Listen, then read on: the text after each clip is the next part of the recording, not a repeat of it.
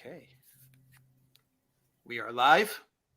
I am just going to wait a few more seconds for Rockfin to give me the green light as well, and we will begin. Go live on Rockfin, and we are ready to roll. We have with us the Oracle of London, Mr. Alexander Mercouris, and it is our special honor, great privilege to have with us once again Mr. Scott Ritter. Scott, thank you so very, very much for joining us on this live stream. Before we get started and I hand it over to Alexander and to yourself, I have your Twitter. I have your Twitter handle in the description box underneath, and I will have it pinned below in the comment section. I know you have a book out as well, Scott. Would you like to give everybody a plug? You're asking about my book? You mean this one? Somebody gave me this mug, so I have to make use of it. I think I see it right in back of you. Right in the back too, yeah. Right there. No, Disarmament in the Time of Perestroika. It's a book about the INF Treaty, the conceptualization, the implementation of it, my role. Even though I was a very junior officer at the time, I ended up playing a fairly central role in the implementation of this treaty. And I think it's a history of arms control that everybody should. People need to understand that arms control is dead right now. Dead, literally, boom, stake through the heart. It's done. I just had a lunch last month with Anatoly Antonov, the Russian ambassador. And if you know him, you know that he negotiated the New START treaty. This is an arms control specialist.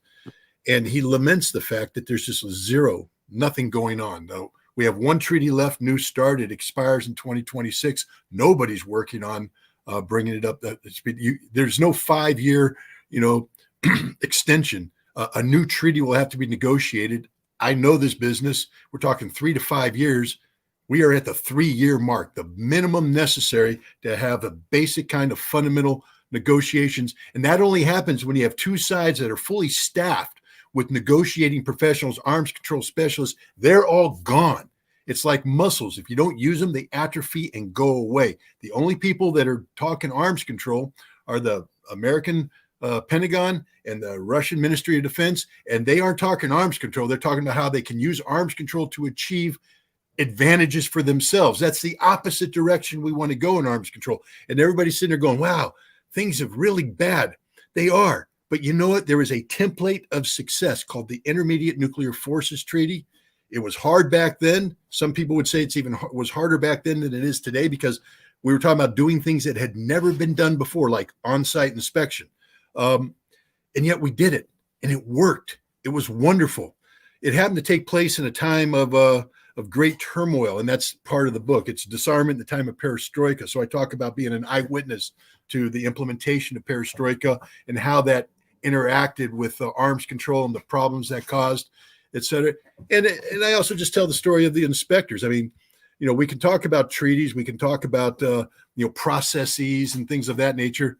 At the end of the day, it's humans on the ground doing amazing, remarkable things. And I talk about a certain group of humans who were the junior officers who were never intended to be part of this process. This was supposed to be an adult-run process where you have majors, lieutenant colonels, all of whom have advanced degrees, who have experience, who are knowledgeable. The last thing you want are lieutenants, because lieutenants don't know anything.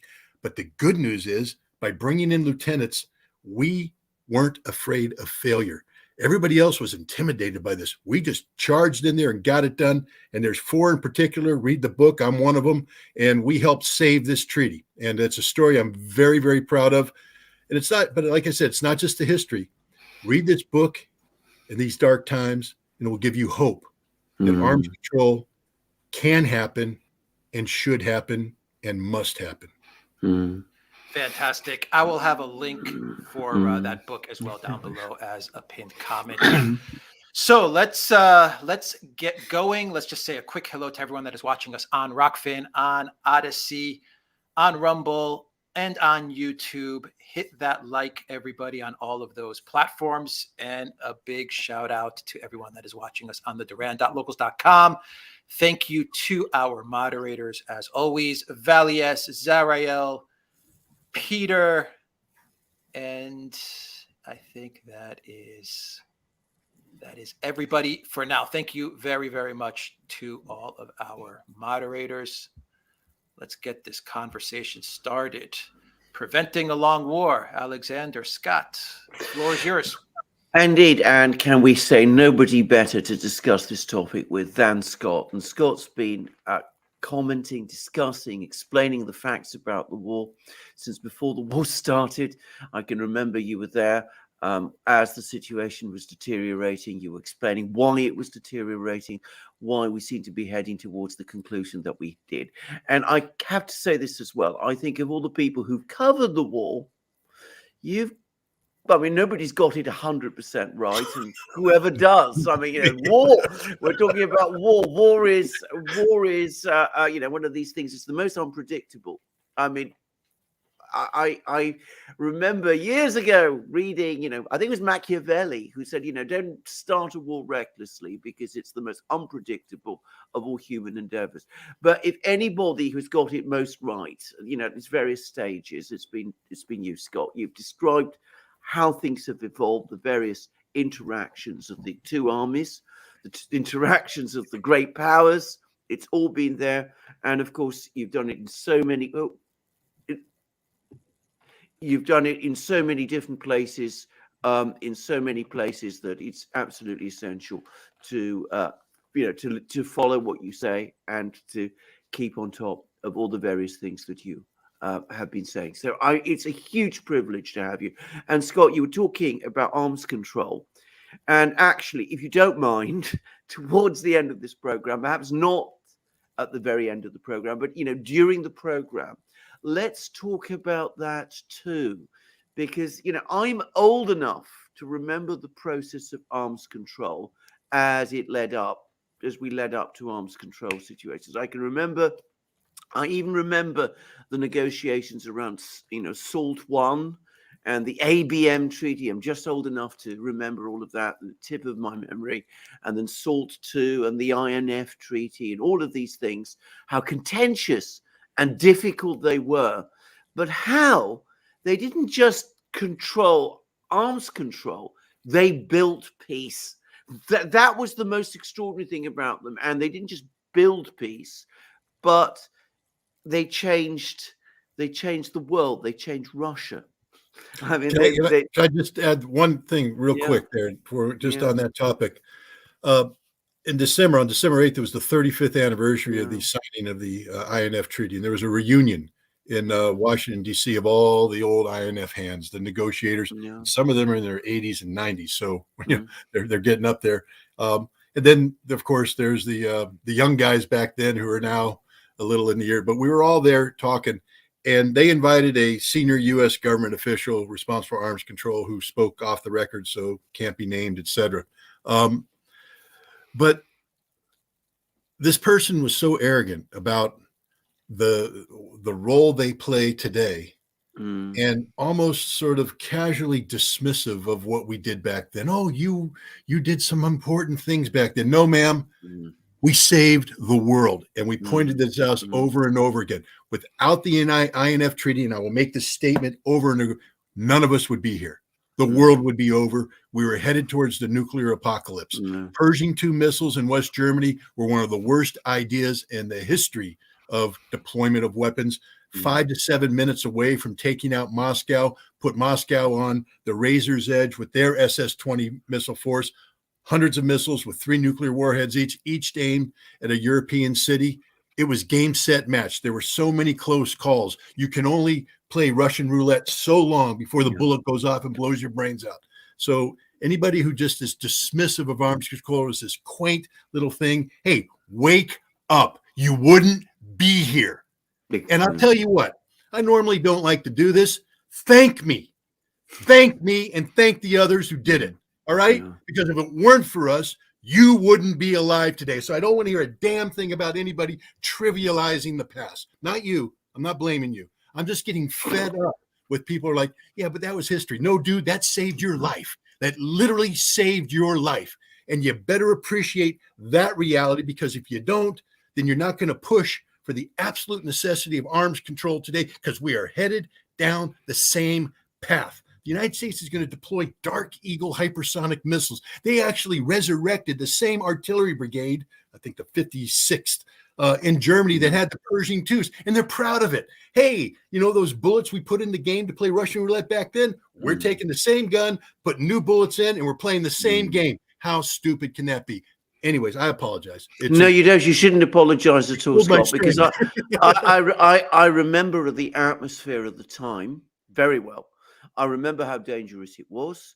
I remember how afraid we all were. I'm worried that we don't have the same fears today. People are far too complacent about the situation. In fact, I'm incredulous at how complacent people have become. And frankly, the people who were opposed to arms control then were never as dangerous as some of the people we see today, who are very, very dangerous indeed. Well, some of them are the same people, like the Some of them mustachioed one. Yeah, John absolutely. Bolton, same Absolutely. dude, been around forever. Absolutely. He's been around. Absolutely. But that, of course, has to bring us back to the war, because, of course, the war, to some extent, in fact, not to some extent, to a very, very great extent, is connected with all of this. And, of course, if you want to see the extent to which that's so, you only need to go back to Putin's statements when the war began. He was really worried. And I am absolutely sure he was genuinely worried about American missiles in Ukraine, bringing them close to Moscow, unbelievably dangerous ideas. And Biden comes along at one point in a discussion with Putin, seems to say, well, yes, we've got no such plan to do that. Let's talk about it.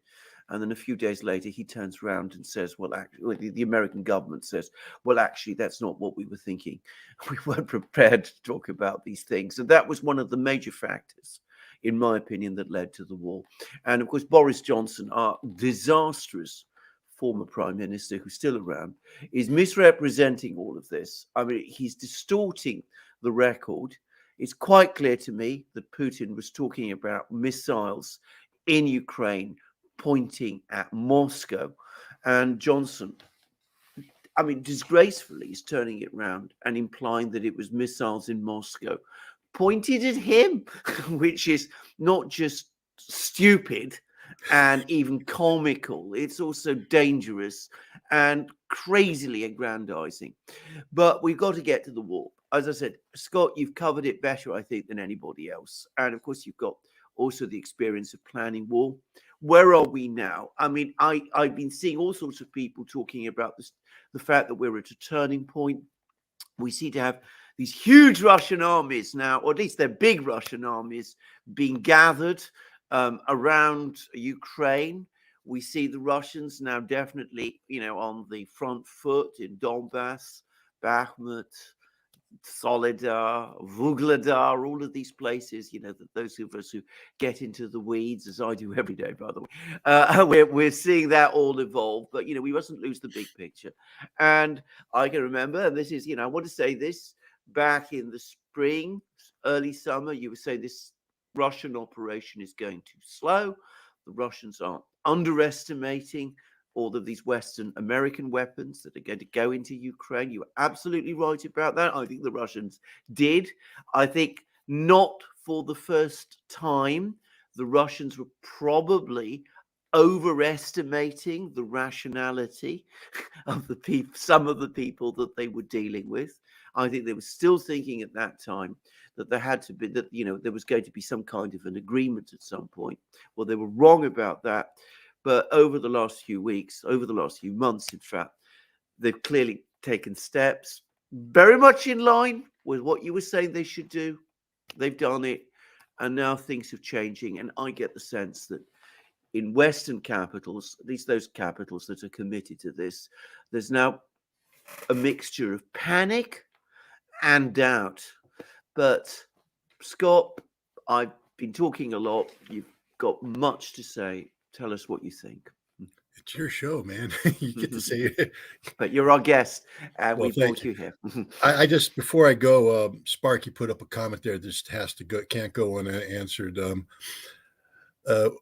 1978, we crushed the Stuttgart Stallions. I, of course, played football on the Kaiserslautern Red Raiders, and the key to that victory was, of course, a diving one-handed 45-yard reception in the middle that gave us a first down on 3rd and 7 that allowed us to go forward and score the winning touchdown that broke the spirit of the Stuttgart Stallions. So stick it in your ear. Okay, that humorous aside, everybody's like, what the hell is he talking about? Look, the bottom line is this: Russia made a lot of mistakes. Everybody does. I think we need to understand that when this war started, Russia had limited combat experience. The conflict in Syria, some of the Air Force was getting some experience, but they were getting experience like American Air Force gets experience, flying in in very permissive environments. I mean, it's very easy to drop precision guided weapons on a target when no one's trying to shoot you down. Okay, so everybody's sitting there going, they got great combat experience. I'm saying they got no combat experience. It's literally flying over a bombing range. That's it. You get to do some electronic warfare against the Americans. You get to do some shadow flying against the Americans, but you had people on deconfliction lines making sure it never got out of control. On the ground, some activity, some interaction with Turkish drones, some interaction with Turkish soldiers, but it wasn't large-scale ground combat like we're seeing right now. The same thing in Chechnya. The 2005 is when that conflict ended, and that was really some large-scale, low-intensity conflict. I'm not saying that it wasn't intense. I'm not saying it wasn't brutal. I'm saying it wasn't what's going on right now. So Russia entered this with a lot of theory, just like everybody else. Ukraine had theory. Russia had theory. NATO had theory. Then theory meets reality. And sometimes military theory, when it's tempered with political desire, and I think that's what we're seeing a lot with what happened in the initial phase of the SMO, Special Military Operation, was the political desire for a relatively bloodless victory. The hope that based upon some intelligence preparation of the battlefield that may or may not have taken place, that somehow the Ukrainians would have been more receptive to a rapid advance by Russian troops that disregarded all common sense when it came to flank and rear area security. Just go, go, go, go, go in an effort to get the Ukrainians to say, we give up, we're not going to do this. They were wrong. I mean, and in retrospect, it's easy to say, wow, how could you have possibly have thought that? I mean, now that we know, but remember, we didn't know this then.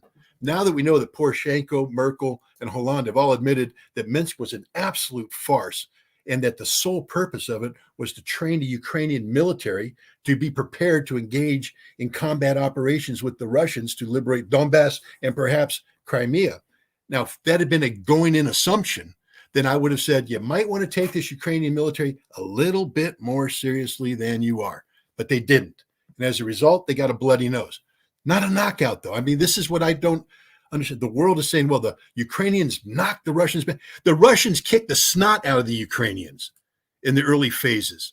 Yes, they suffered casualties. There's no doubt about that. My God, anybody will suffer casualties. If you put a convoy on the road with no security and people ambush you, you will die. That will happen to America, the Brits, the French, anybody. No military in the world can sit there and say, I would have come out of that one okay. No, I'm sorry. A well-executed ambush results in dead people all the time. And the Russians were subjected to several well-executed ambushes.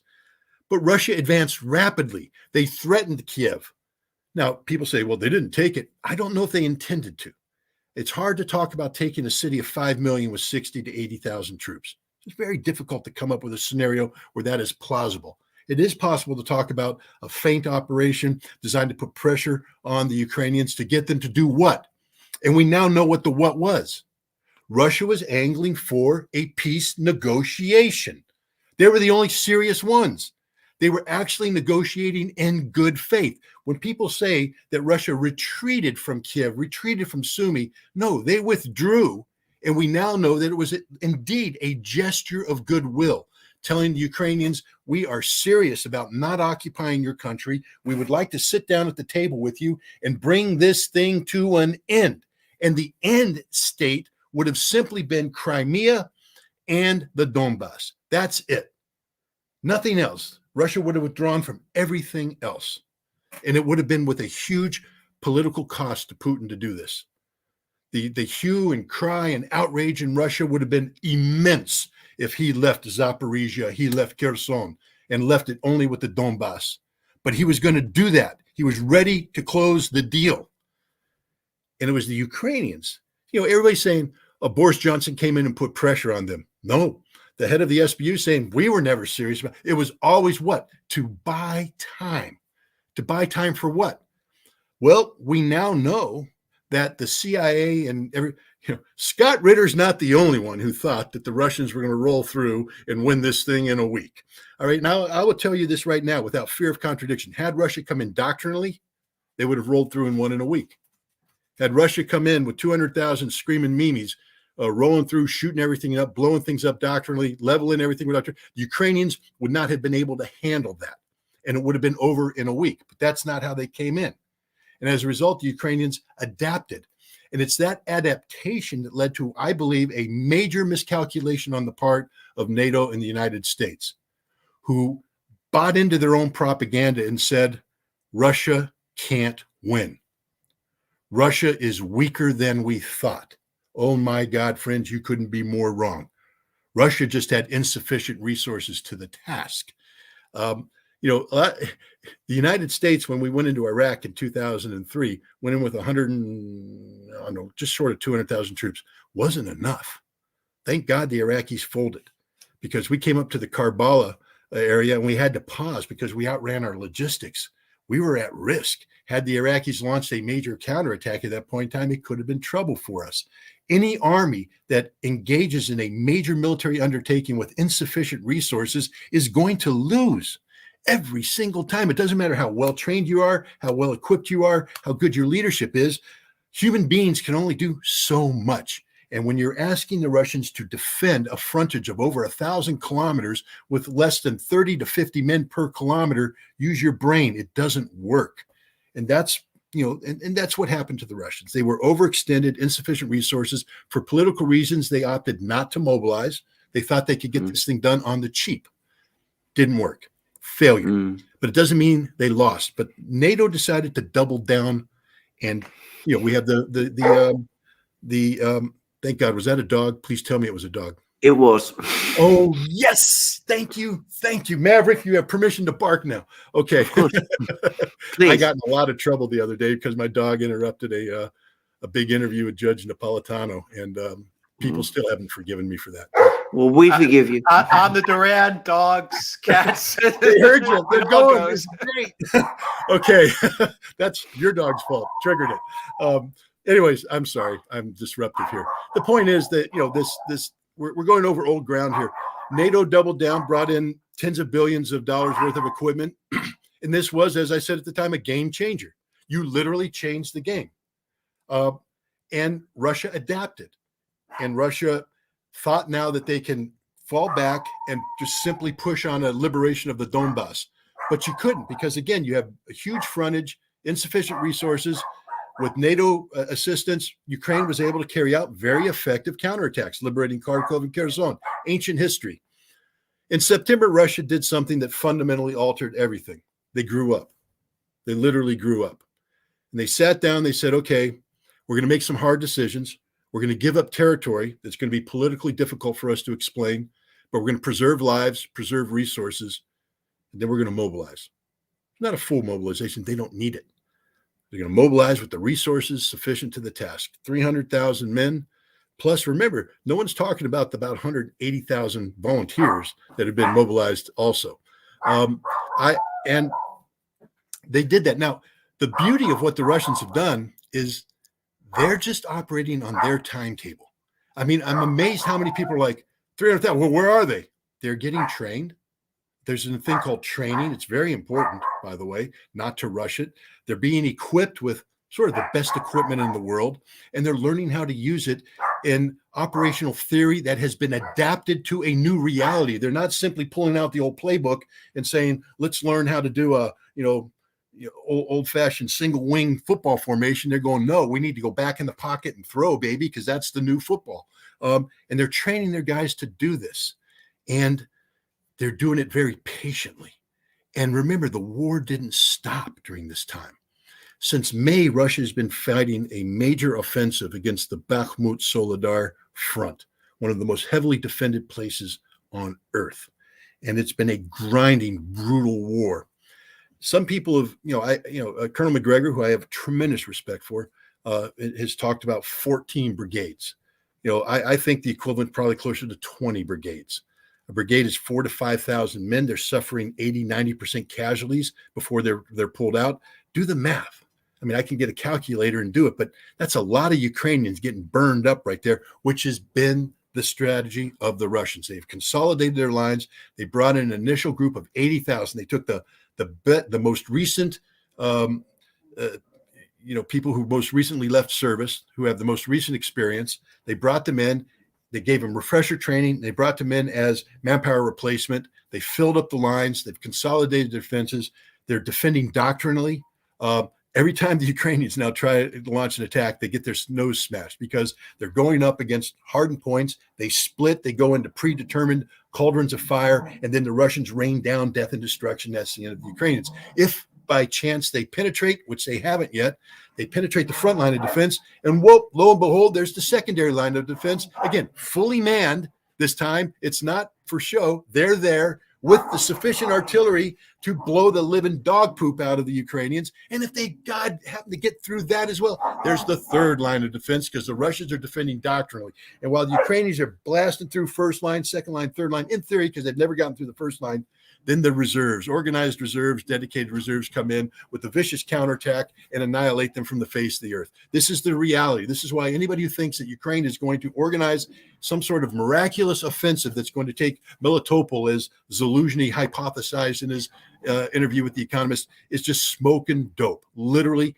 can't happen. You can't do it with 30,000, 40,000, 50,000, 60,000, 70,000. You can't do it. First of all, remember this: the more troops the Ukrainians concentrate, the more targets the Russians have. And so the mailed fist just isn't going to happen. Every time they've brought together multiple battalions, they get slaughtered before they get to the front. This is what Russia's doing. Meanwhile, in the background, there's 200,000 to 300,000 dudes that are doing push-ups on a daily basis, eating raw meat, and getting trained. And they have generals who are actually pretty damn good. I mean, people can, excuse my language, I apologize. I don't mean to swear. I'm getting a little spun up, so I'll calm down. I'll have a sip of Diet Coke. But their generals are pretty good. They've been denigrated. These guys are good. And the thing is, I've always said, generals are good. Staffs are better. And the Russians have some of the best staff work going. The general staff from the top, the general staff on down to each one of the battle staffs are comprised of very sharp junior officers who know what the hell they're doing. They plan meticulously, and they plan in a very efficient manner for deadly operations. And these guys are coming up with a plan of action that will maximize Russian combat potential. And we see it playing out right now. Has the Russian offensive started? Everybody's asking that question. Yes and no. Yes, the Russians are shaping the battlefield. You mentioned these attacks that are taking place throughout the front. None of them are the main event. The Russians haven't committed the bulk of their forces. But these are attacks that are designed to take advantage of the bad situation Ukraine has found itself in. Back in September, I was saying the Ukrainians are blowing their reserves, man. They built up this 70,000 man, mailed fist. And I'm like, why don't you use that as a fire brigade? A fire brigade, you see, and let the Russians attack, and then you punch them back, pull back, attack, boom. And you might have a chance of bleeding the Russians down. That would be a wise strategy if I were the Ukrainians. None of this nonsense about retaking land. What you want to do is destroy the Russian will to continue the fight. And you do that by maximizing Russian casualties. They failed. They threw it in there. They went for the quick territorial gains, the quick propaganda, selfie pictures in Izium and Kharkov. And now they've lost everything. They've got nothing left, literally. And so what the Russians are doing now, it's like a cat playing with the chipmunk. I have 2 cats, unfortunately, in the summertime. They do horrible things to chipmunks. And a lot of times it's just simply letting the chipmunk think it's away, then bringing it back, and eventually, and that's it.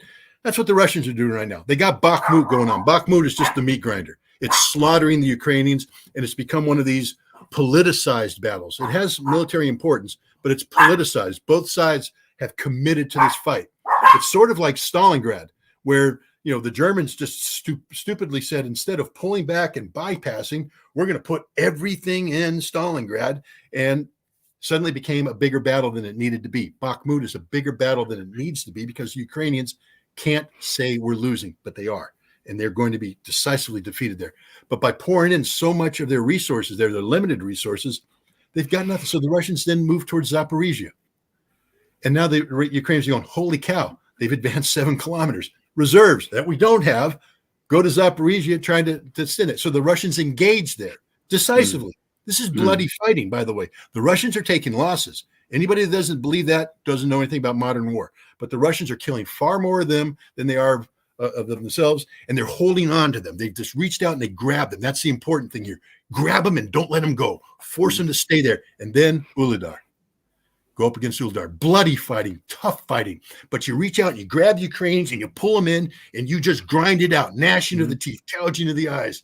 Ukrainians put more resources there. Then the Russians go even further north. Boom, same thing. And what have Russians done?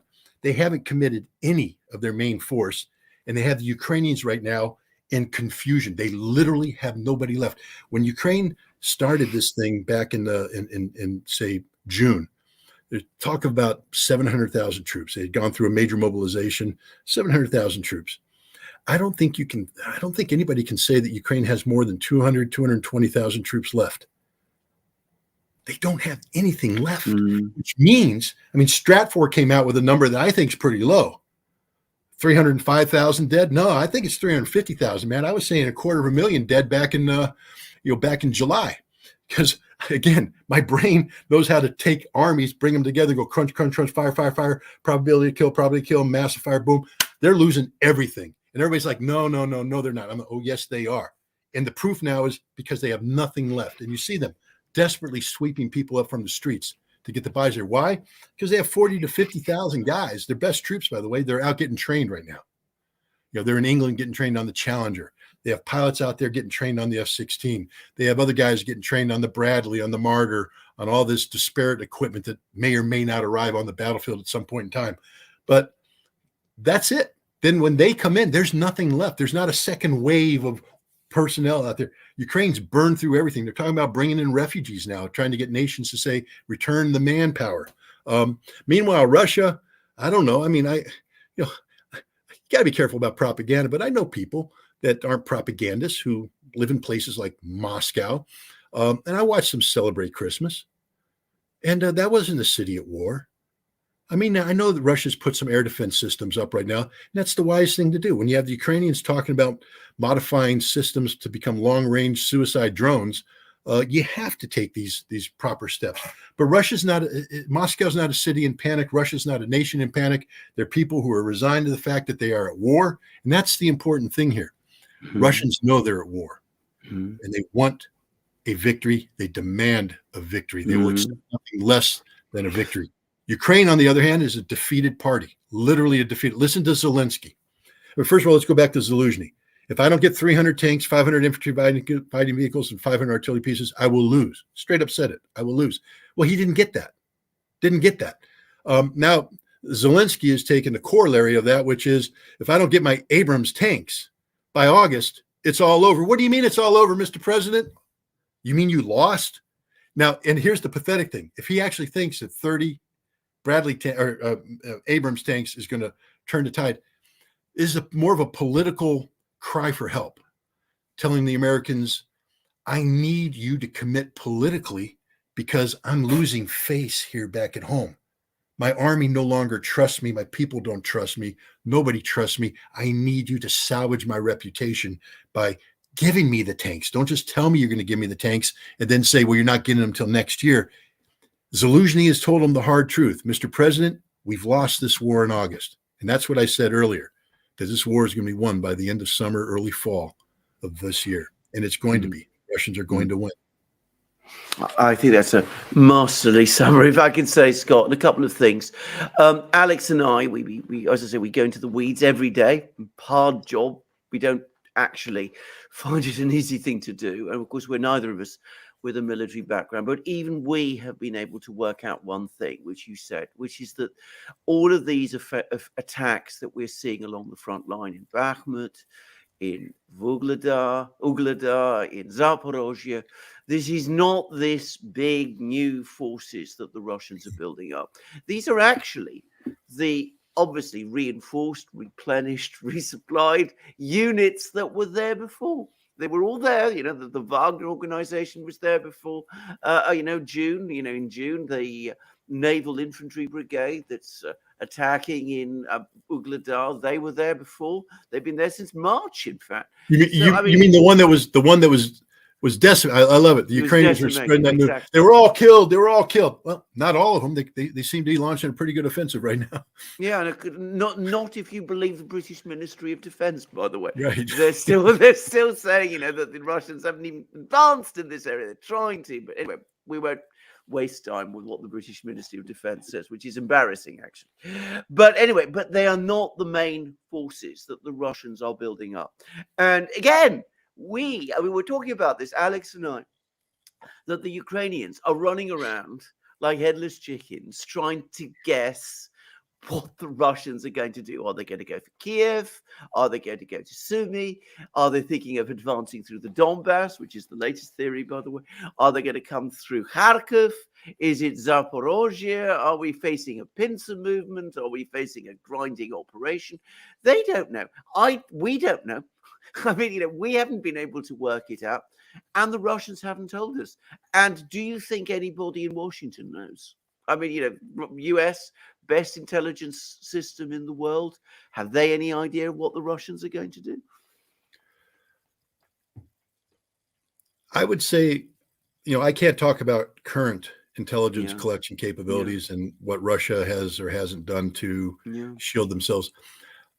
I would say that back in the Cold War, we were very good at collecting enough data, and we had people that were extraordinarily well trained on assessing that data, that we could make very informed judgments about Soviet military capabilities, intentions, etc.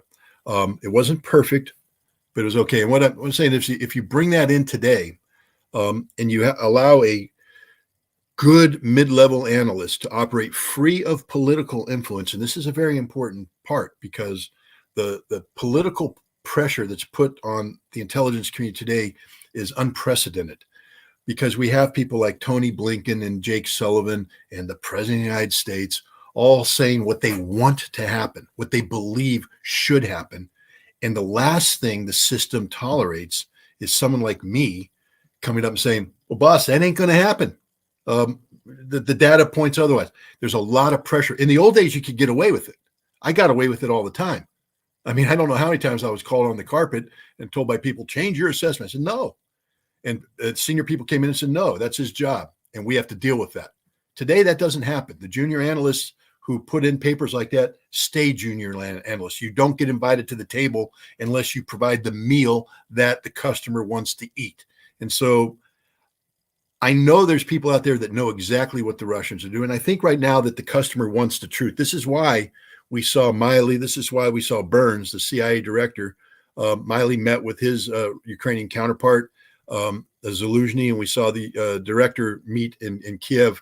And I think they're telling the Ukrainians the hard truth, that it's game, set, match, that Russia has this capability. These are the intentions of the Russians.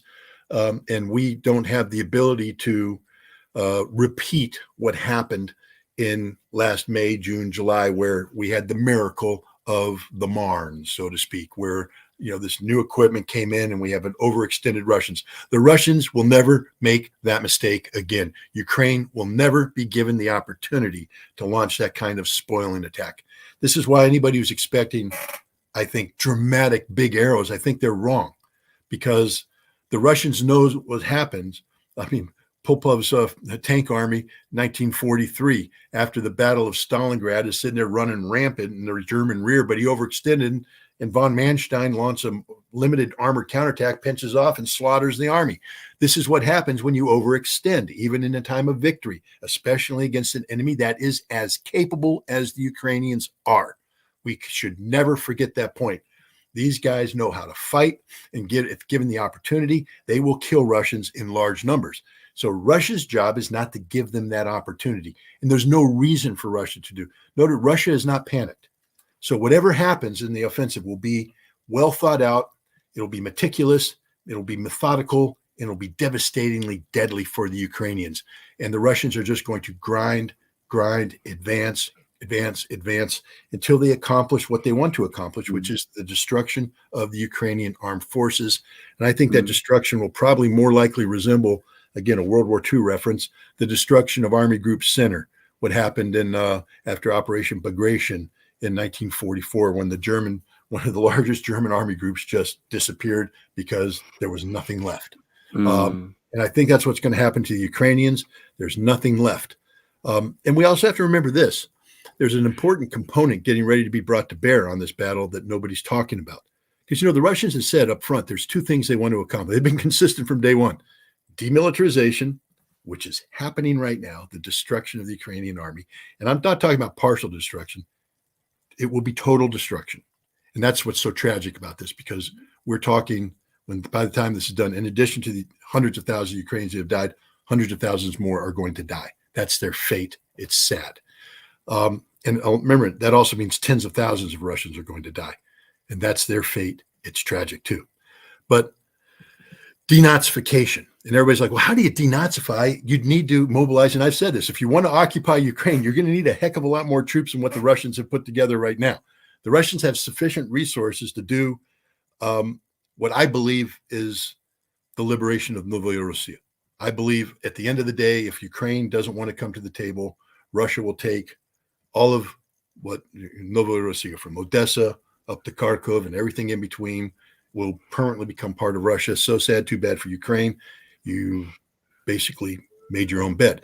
But to accomplish this, that doesn't solve the problem of Western Ukraine. That doesn't solve the problem of Lvov. That doesn't solve the problem of Kiev. That doesn't solve the problem of Stepan Bandera and the ideology of the Banderists that's only becoming more radicalized and more mainstreamed the longer this war goes on.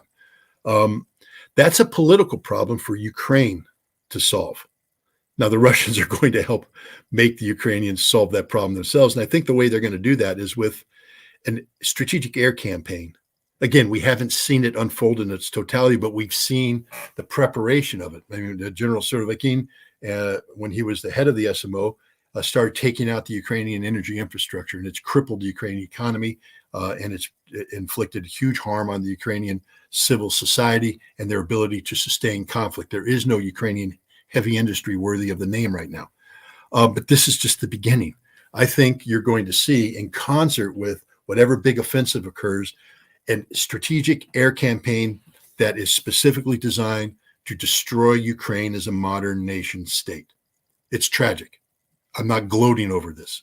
It's horrible. It didn't have to be this way, but it's going to be this way, because that is the only way you're going to get the regime, which Russia has likened to a Nazi regime. So when you say denazification, understand Zelensky does not get to survive this conflict as president of Ukraine.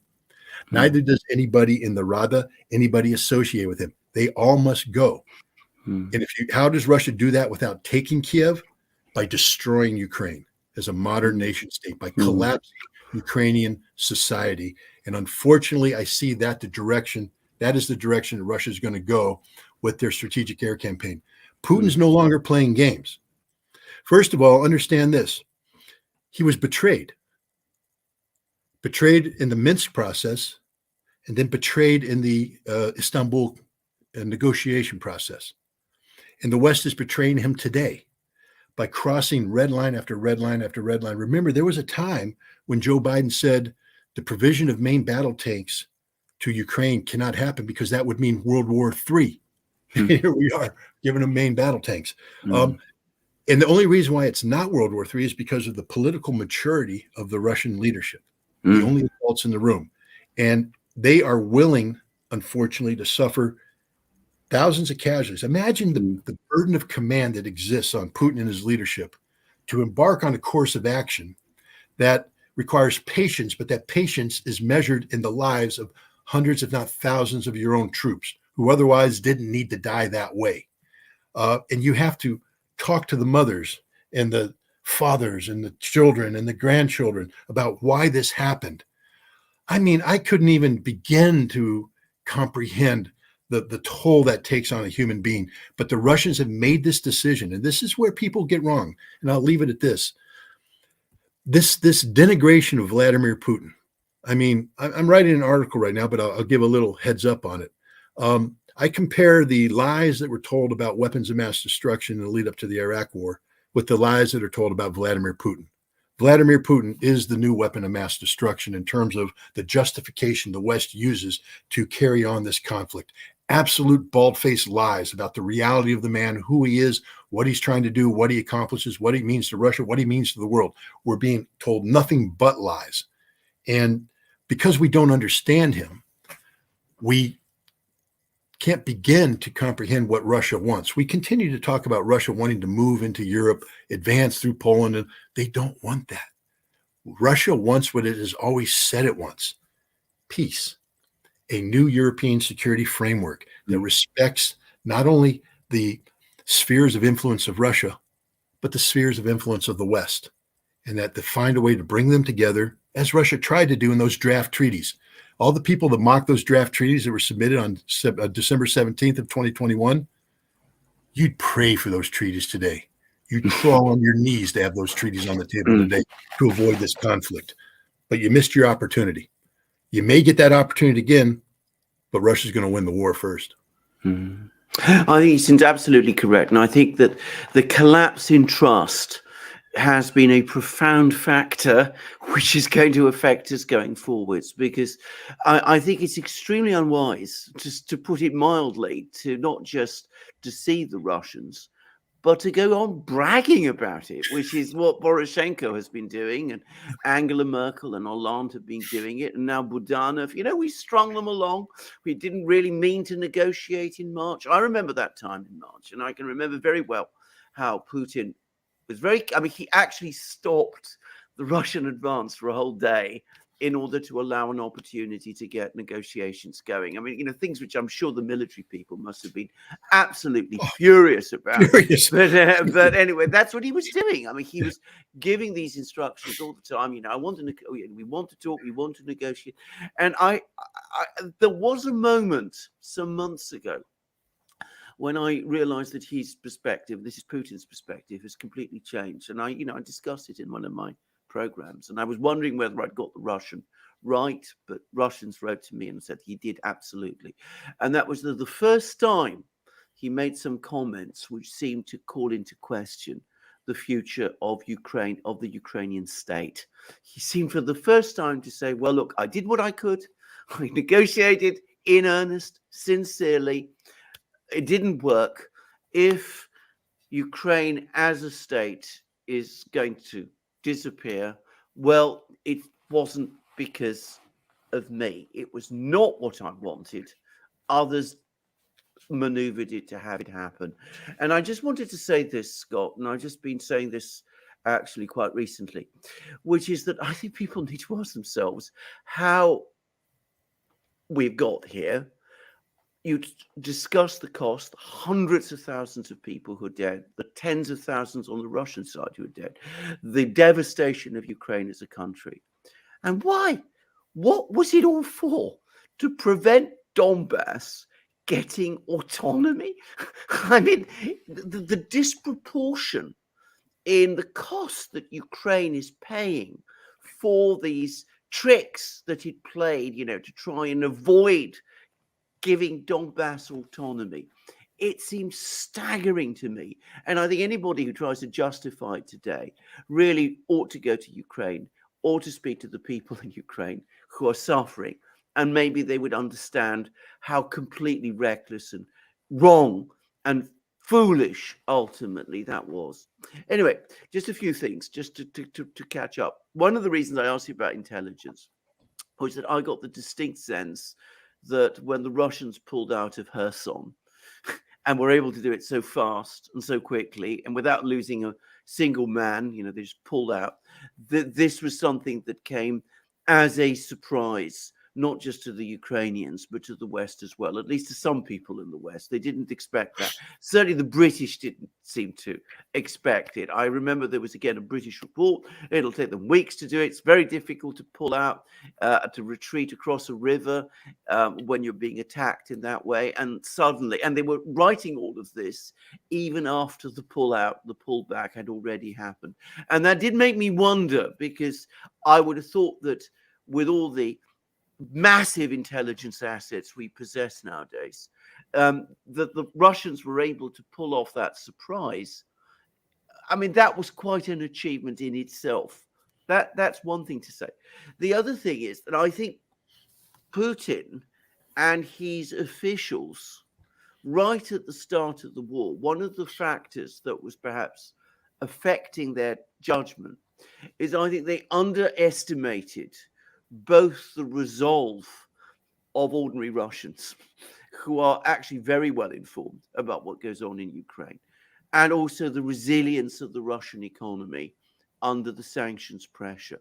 And I think that was one of the factors that made the Russian government, Putin, act with a certain restraint at the beginning, as they've gradually come to realize that, in fact, the Russian economy is very resilient under these sanctions, more resilient than anybody expected, and I include myself here.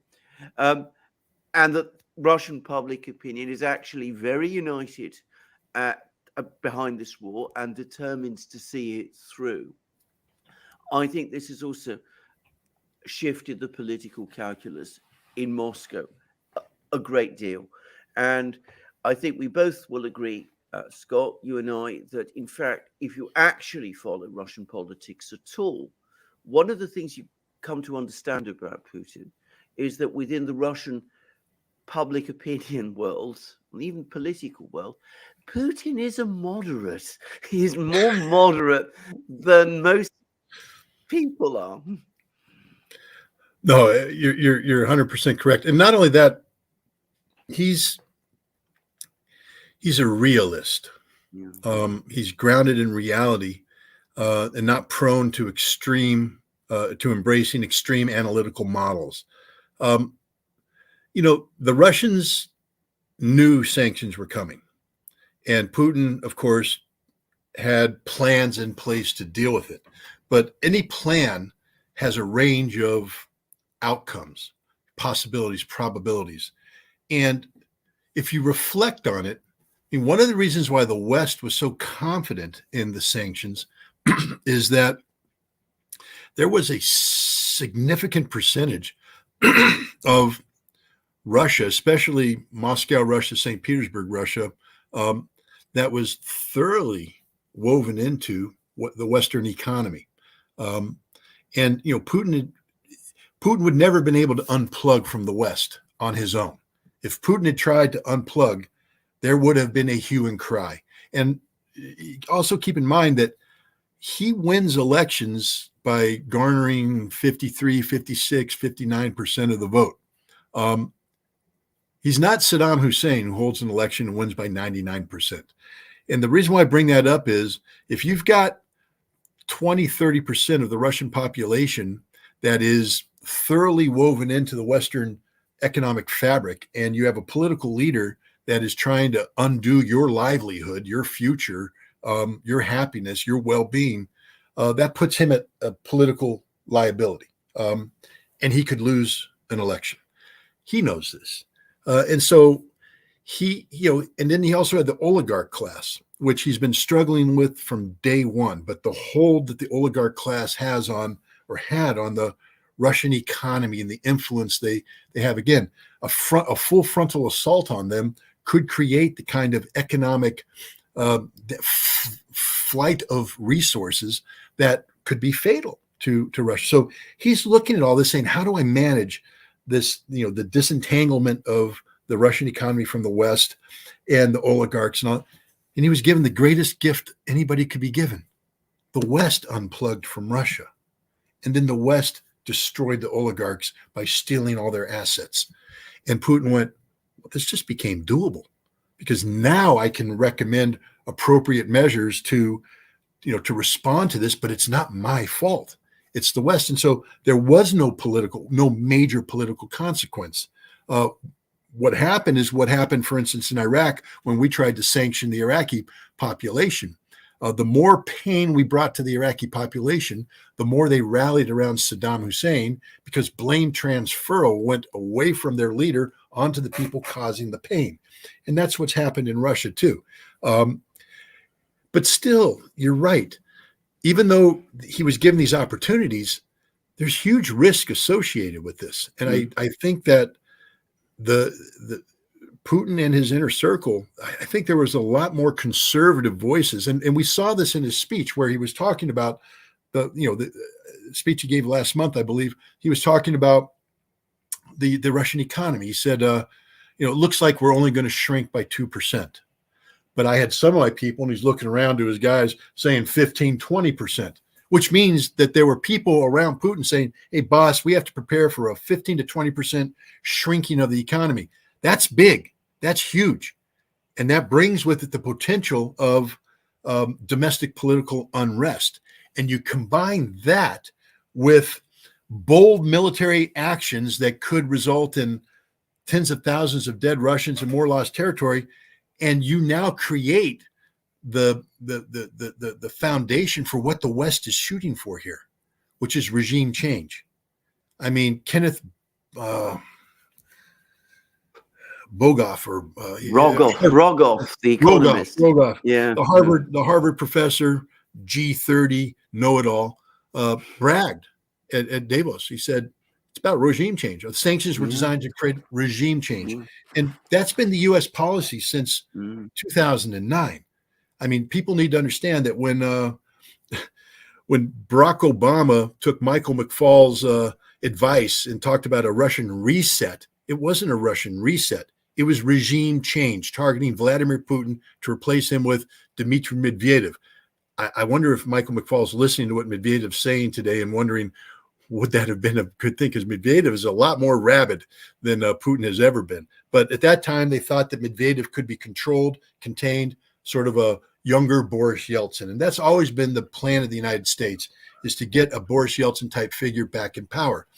And one of the ways we sought to do that was weaken Russia by stripping Ukraine away. That's hence 2008, the invitation of Ukraine. Now, initially, I think that was designed to achieve regime change without destroying Ukraine. But at some point in time, the policy became, we're going to use Ukraine as a vehicle to weaken Russia, and we don't care about the fate of Ukraine. And that's the tragedy. Russia is the only nation that actually cares about the fate of Ukraine. But Putin had to be careful. You alluded to it. That, this is growth. And sometime in, I would say, the September timeframe, September, October, November timeframe, Putin underwent, because I think even when they did the mobilization, I don't think Putin was thinking about total defeat of Ukraine. He was thinking about, how do we manage, how do we mitigate this problem? How do I move forward? I can't move forward too boldly. So he's being very patient. But then the economic reality started to come in, the success. It wasn't going to be as bad. We don't have to fear sanctions as much. The Chinese, the Indians, and the world stood up to the plate. They were still worried, though, what would be the impact of total closure of Europe buying, the price cap, et cetera. A lot of uncertainty, but it looks like Russia has done far better than any of the energy security experts in the West ever predicted. And I can say that because I work for an energy security outlet, and they continue to believe that Russia is going to suffer some sort of detrimental economic impact down the road. I don't think so. I think Russia's No. solved this particular problem economically. Politically, look, was the mobilization of 300,000 a risk? Sure, especially given the fact that Russia had to go, as Valery Gerasimov said, we had to kick the rust off a system that hadn't been exercised in a long time. And there were a lot of mistakes made, a lot of lessons learned, though. And in the end, they mobilized these 300,000.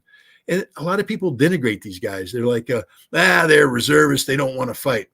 Gosh, I remember there was an American army back in World War II that didn't want to fight either. People tend to forget that we mobilized 12 million, draftees. And if you had given them any choice, they would have said, I'm staying home. I don't want to go fight in Italy and Germany or Japan. Maybe Japan because of Pearl Harbor. But in Europe, there wasn't huge enthusiasm about this conflict. They would have liked to stay home. But then came North Africa, the initial blooding, then Sicily, and then Anzio. And suddenly we had an American army, and Rick Atkinson has written about this brilliantly, his trilogy about the army, how we took these draftees and we transformed them into an army of killers, stone cold killers, who realized the quickest way home was through the bodies of the Germans you had to lay to waste. Now, I say that these 300,000 Russians, they're cut from the same piece of cloth. These are guys who did their time. They served their country. They were home. They had jobs. They had families. They didn't want to go to war. It wasn't their thing. But now they've been called to do it. And like the Americans, they began to recognize they're fighting evil, pure evil. Anybody who doesn't think that this Ukrainian regime isn't pure evil, you're wrong. Any regime that breathes life into the odious ideology of Stepan Bandera is pure evil, literally the personification of evil. And we recognized, the Americans back then recognized Adolf Hitler's Germany as pure evil. And we waded through them. We slaughtered them and we beat them. The quickest way home for these 300,000 reservists who were mobilized is through the bodies of the Ukrainians they're getting ready to slaughter, not because they wanted to, but because they've been given no other choice. These guys are ready for war. And more importantly, the people they left behind are ready for war. The families aren't sitting there saying, woe is me, why are we at war? They're saying, my God, we're at war, get the job done. It's not, I don't want to be too extreme here, but with your shield or on your shield, baby. Come home with your shield or on your shield, because that's the only thing that we're going to tolerate as a society. The Russians are in it to win. There's no other nation on this planet today, not even the Ukrainians, that are that committed to this conflict. The Russians are in it to win. And this is why you have to respect that. Doesn't mean it's going to be a piece of cake. It's not. But the Russians are ready to do what's necessary to win this conflict. And tragically for the people of Ukraine, they are going to win. It is going to mean the destruction of the Ukrainian military, hundreds of thousands of more deaths, and probably the end of Ukraine as a modern nation state. Which is a tragic thing. Just a few things to say there. I mean, the first thing on the mobilization, the Russian mobilization. I mean, Zelensky himself has said it was a success. I mean, if the leader of Ukraine, the Ukrainian military says, that the Russian mobilization succeeded, I mean, I don't really see why we should go around and disagree with him on something like that. And I found it actually very impressive that Gerasimov, who is the head of the Russian General Staff, has said, that there were problems, and that the Russian media were talking about the problems all the way through the mobilization. I thought that was, by the way, extremely good politics. It was not trying to hide everything. You talk about it straightforwardly, and it showed confidence that this process would actually be carried through successfully. I mean, I worked in government. I know how, the temptation is always to hide things. So the fact that they didn't was actually, it was an impressive feat. And of course, if they need to do it again, they'll do it better. Well, this is the most important point, believe it or not, because of what the West did. Here's two very important points. The Russian military, first of all, has expanded. Putin has signed an order expanding the Russian military to 1.5 million men. And the bulk of the growth is going to come from what I call expeditionary forces. Marines, brigades are going to be turned into divisions.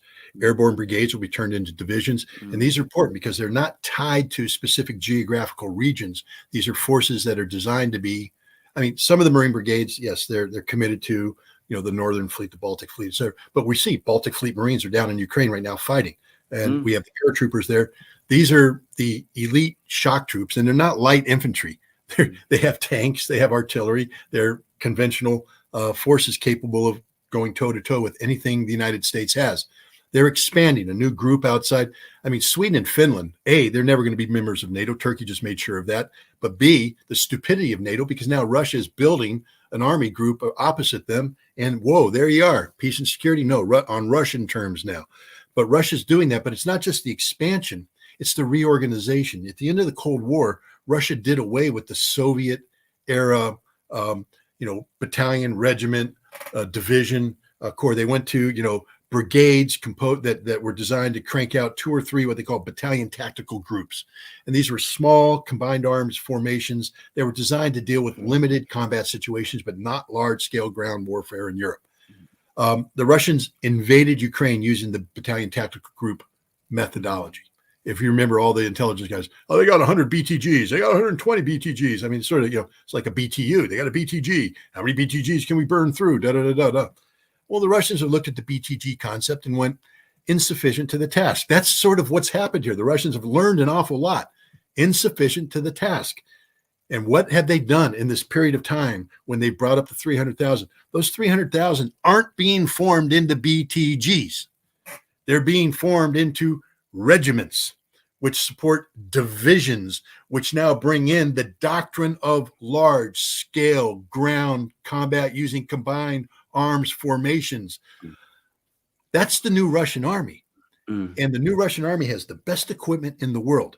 I know people are out there talking about the Leopard 2 and the Challenger 2 and the Abrams. I don't know what is it, Abrams 1, A2, A3. Who knows what the numbers are? It doesn't matter, because for the last 20 years, Western military thinkers whose thought gets attached to the procurement people who are designing the weapons needed to build a military that's meeting the national security strategy had been singularly focused on the Middle East, Central Asia, low-intensity conflict. Armored divisions in America sort of just flittered away. We would deploy armored divisions to Iraq and Afghanistan without their tanks because we didn't need the tanks there. While we're doing that, the Russians, since 2008, a lot of people don't talk about the 5-day war the Russians had with the Georgians. The Russians got the snot kicked out of them by Georgian light infantry, who were trained, by the way, by the Marine Corps. And we trained them in very effective fire maneuver, and they were maneuvering, they were communicating, they were doing well. The problem is there wasn't enough of them. They didn't have any tanks. And so the Russians came in with mass and pushed them aside. But the Russians went, holy cow, had this been a real NATO force, we might not have won. In fact, we probably would have lost. So from 2008 till 2014, Russia radically transformed its military, emphasizing contract forces, professional forces, and getting their new equipment, new communications equipment, new field gear, et cetera. And we saw them, the little green men that were running around Crimea, different caliber of troop than what was running around Georgia in 2008. But even then, that wasn't out. 2016, Russia breathes life back into the moribund First Guards Tank Army and 20 Guards Combined Arms Army, which are, of course, Cold War formations designed to carry out large-scale offensive operations. But even then, they kept the brigade structure, BTGs. Russia now is going through another iteration. This, like the caterpillar, just keeps morphing, and they've morphed again into a force that is totally dedicated for closing with and destroying a NATO-style army and large-scale ground combat. The T-90 tank is designed to destroy everything in the NATO inventory.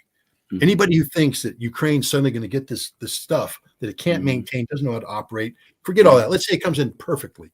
Everything works perfectly. It never breaks down. You're still not going to beat the Russians because every weapon in their arsenal has been designed with the intent of destroying exactly that same equipment. We can't say the same of the Russian equipment. Will a T-90 tank blow up? Absolutely. That's been proven. But it also survives a lot of things that we are surprised that it survives.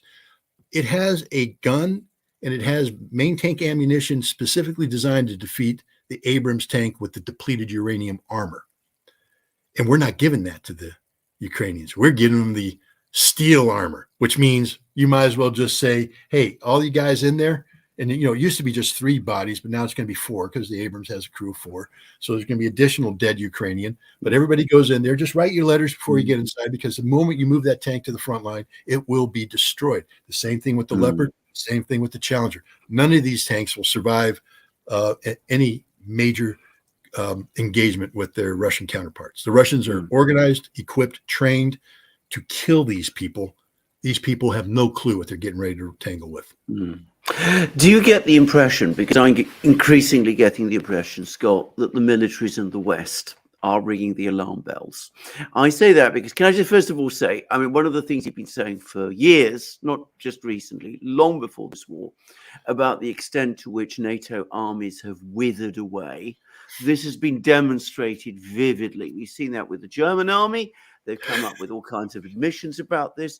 There's just been comments about the state of the British Army. And I don't know whether you're up to date with this, but we had Sir Patrick Sanders, who was our top general, say 14 tanks to Ukraine is going to cause a major weakening of our military. That's 14. I mean, not 400 or just 14. We don't have 400 tanks. We've got about 150 of them, and not all of them in particularly good shape, apparently. Right. How many of those can actually start? Exactly. And there's just been a report that, perhaps in 5-10 years, we might be able to put a division together. 5-10 years, a division of 25,000 men. I mean, we are in a terrible state in the British military, something I had not appreciated myself to the extent that we are. But do you get the sense that the militaries in Germany, in Britain, but first and foremost in the United States, are now trying to signal to the political leaders, this has gone too far, this is going wrong, we're throwing away a lot of our equipment in this bonfire, which is Ukraine. Ukraine can't win. We're not weakening the Russians. You've just described how the Russians are cranking out more divisions, cranking out more regiments, building up their military. We've discussed the economics, that the economy, in fact, is not contracting in Russia. It's, in fact, probably going to expand this year, whereas in Germany, we're probably in recession, and in Britain, by the way, we definitely are. So do you get the sense that the militaries, that Miley, that all of those people are quietly telling or trying to get the political leaders to understand that this isn't going right, that there is no actual military victory to be won for Ukraine in this war? I believe so. I believe that message is being broadcast. I mean, we saw the Germans had to go public about it because their politicians were getting so far ahead of reality that the German military has come out and said, we're naked. We got nothing, literally nothing. Nothing works. I mean, they've got 1 battalion's worth of Leopard A2 or Leopard 2 A7s, which is their most modern version. That's on rotation to every other battalion in the German army, because there's only 1 battalion's worth. So to train your other battalions, you have to get that. The other A6s don't work, so they gin up another battalion worth to be the OP4. So you have tanks being moved around. So on paper, it says, we got 6 German armored battalions? No, you don't. You don't. They had to cannibalize everything to get that armored task force up to Lithuania. And again, just the mindset, German tanks in Lithuania to go against the Russians. I mean, the only thing dumber than that is sending German tanks to Ukraine to fight the Russians. I mean, Germany has forgotten its history. And I mean, maybe people need to re-educate them about the Morgenthau plan and what should have happened to the Ruhr area, and the fact that Rheinmetall AG, that's producing Leopard tanks, probably shouldn't have been allowed to exist because of this very reason. But that's a different question altogether. That's just my little personal animosity against the successors of Nazi Germany, who've tended to forget their history. But the fact is, let's look at the U.S. military. Probably man for man, one of the most competent militaries on the planet.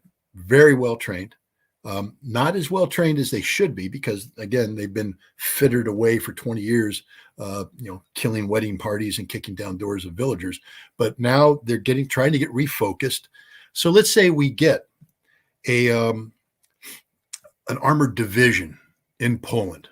So we're going to have 2 heavy armored brigades, and we're going to have a mechanized brigade, probably some Bradleys thrown in there, probably some Strykers. But now we're going to move in on the Russians. Day one, our tanks in the initial meeting engagement will perform well. Our guys are well trained. The tanks will take out some Russian vehicles, but in doing so, they'll expose their position. And then the reality comes in because that brigade has 18 self-propelled artillery pieces. First of all, the Russians are going to take out those 18 the second they fire. Then the Russians are going to strip away the infantry cover from these tanks with more artillery than we've ever experienced in our entire life. And suddenly the tanks are going to be operating naked. We're going to try and bring in helicopters to support them, but we've never gone against the integrated air defense that we're going to be dealing with. So the helicopters are going to be either being shot down or fleeing for their lives. Same thing with close air support. They're going to be too busy trying to figure out how to recover down pilots than they are to actually provide support. So this tank on the ground with well-trained people is now in a battle. Pop, he gets the first T-90. Pop, boom, boom, boom, boom. He's hit with 7 rounds. He's dead. Now, when he goes, he loses flank protection for the next tank, who now has to start to withdraw, but can't. Bop, it's dead. It becomes a rout. The best armored brigade in the world cannot survive a modern large-scale ground combat. And when it's wiped out, there's nothing left. There's no reserves to come in. It's gone. And this is the reality of the war. The U.S. Army cannot survive more than 3 days in a war against Russian forces in Europe. One, we don't have the logistics.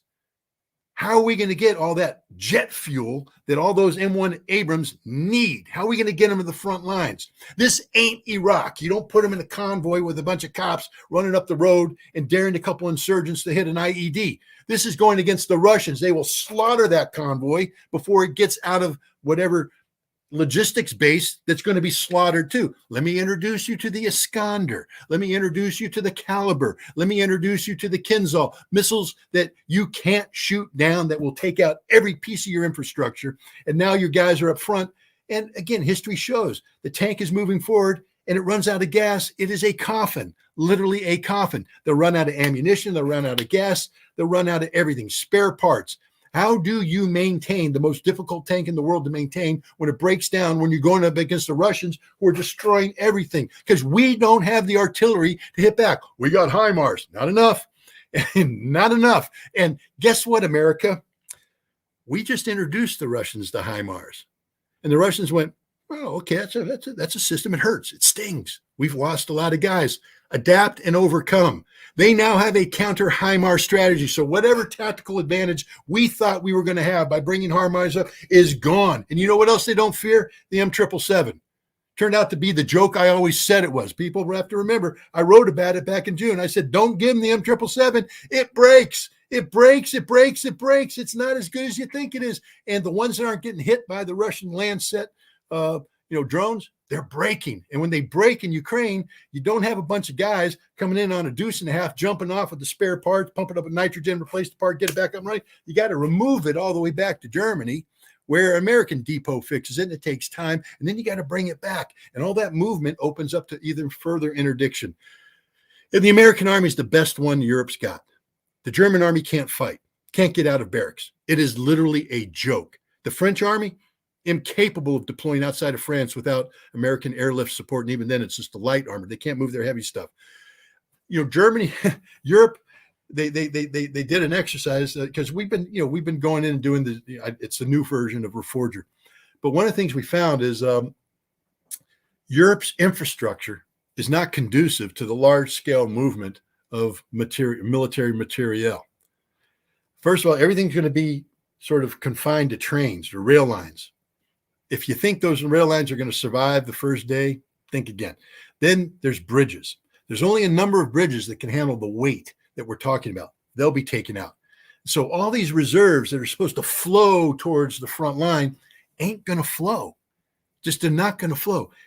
Meanwhile, Russia is operating on interior lines of communication with well thought out plans, bridges that can take it, equipment that can actually travel off-road, the movement of forces compared, the actual strategic mobility potential of these parties is there's no comparison.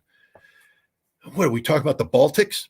Really? We want to talk about the Baltics? I forget what was the country, Estonia or Latvia is going to hold their major mobilization of 600 men.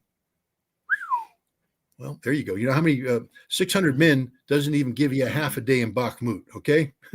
So, no, thank you. The Baltics, Poland has an army of 164,000 right now. Maybe 40,000 are good troops. The rest, no, they're not. They don't. The same thing with the rest of Europe. Can't fight. They want to go to 300,000, but the Polish army is shrinking by 4,500 men per month. Good luck with that, Poland. And the Italians. Never mind. We don't even want to talk about the Italians. So there's the British army. I don't mean to pick on them. They used to be well-trained individuals. Not anymore. I think even the British acknowledge that they've lost the edge. But, the World Cup, they had the great World Cup in Qatar, and you saw those big stadiums where the games were played. You could put the entire British Army in one of those stadiums and still have 20 to 30,000 empty seats. Mm-hmm. The British Army is nothing. It's a joke, literal joke. And this is supposed to take on the Russians. And the Russians, remember, aren't shrinking. They just expanded to 1.5 million. And it's not just that they've expanded. Their defense industry is in a near wartime production mode without any meaningful impact on the civilian industry. They are pumping out 20, 30, 40 T-90 tanks a month. In addition to the modernized T-72, the T-80s, artillery, you name it. The Russians are just cranking this stuff out. And it's good stuff. It's good stuff. The West has made a fatal mistake here because NATO will never be able to match this expansive Russian military. Stoltenberg back in Madrid in June talked about 300,000 rapid response force. As soon as he opened it, I went, what? Where are you getting these? Because the last time I checked, NATO doesn't print troops like America prints money. The troops actually come from the constituent members who actually have things called parliamentary bodies that actually have to approve this stuff, fund it, then they have to train it and make it available to NATO. And the Germans were going, what, you want us to take that battalion that we already stole everything to make a battalion? You want to turn it to a brigade? We can't do it. The British did the same thing. You said, the British think in 15 years they could have a division? Well, they can't get a brigade right now, and they want to turn that British battalion into a brigade? No. I mean, the only one that can generate brigades is America, but we're out of brigades to generate because our army has shrunk. We spend $800 billion a year, but our army's actually getting weaker and weaker and weaker every year because we're not buying new equipment for the army, because we're not doing the maintenance that's required, because we don't have pre-positioned equipment. I mean, we have Cold War mentality that somehow thinks that this is the 1980s when we could surge 250,000 troops in 10 days to marry up a pre-positioned equipment that were combat ready because we spent billions of dollars every year maintaining this equipment, making sure it was ready for moments, use it a momentary thing. We don't have that anymore. We literally don't have that. So, but the Russians do.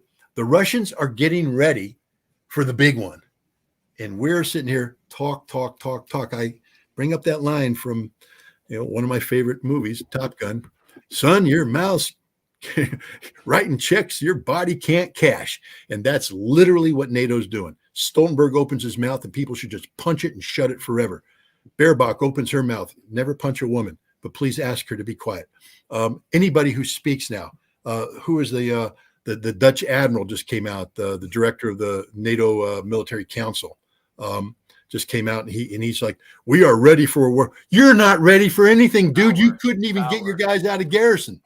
I mean, this is a joke. You'd think it's a Monty Python movie. It's so bad, but it's not. It's sad. It's sad because here's the thing. And people sometimes think that because I articulate a stance that's analytically supportive of what Russia's doing, that somehow I have it out for Ukraine. I don't at all. My heart breaks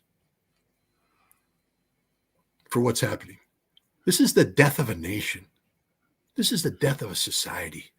This is death of people, human beings, mothers, children, sons, grandfathers, fathers, uncles, aunts. They are dying right now and they are suffering. And the only people to blame is the collective West, the United States, everybody who has allowed this nation to be sacrificed in the sick cause of trying to defeat and dismember Russia. And what is the crime Russia has committed? They had a president who stood up in 1999 and said, I will not allow my nation to be destroyed by the West. We will no longer play the role of submissive, colonial, pathetic pet to the Western economic rape that's taking place. We refuse to play that game anymore. But he didn't say, I want to compete with the West. He just simply said, I want Russia to rise up and live. And we can't even allow Russia to do that. And we're willing to sacrifice Ukraine for this perverted cause.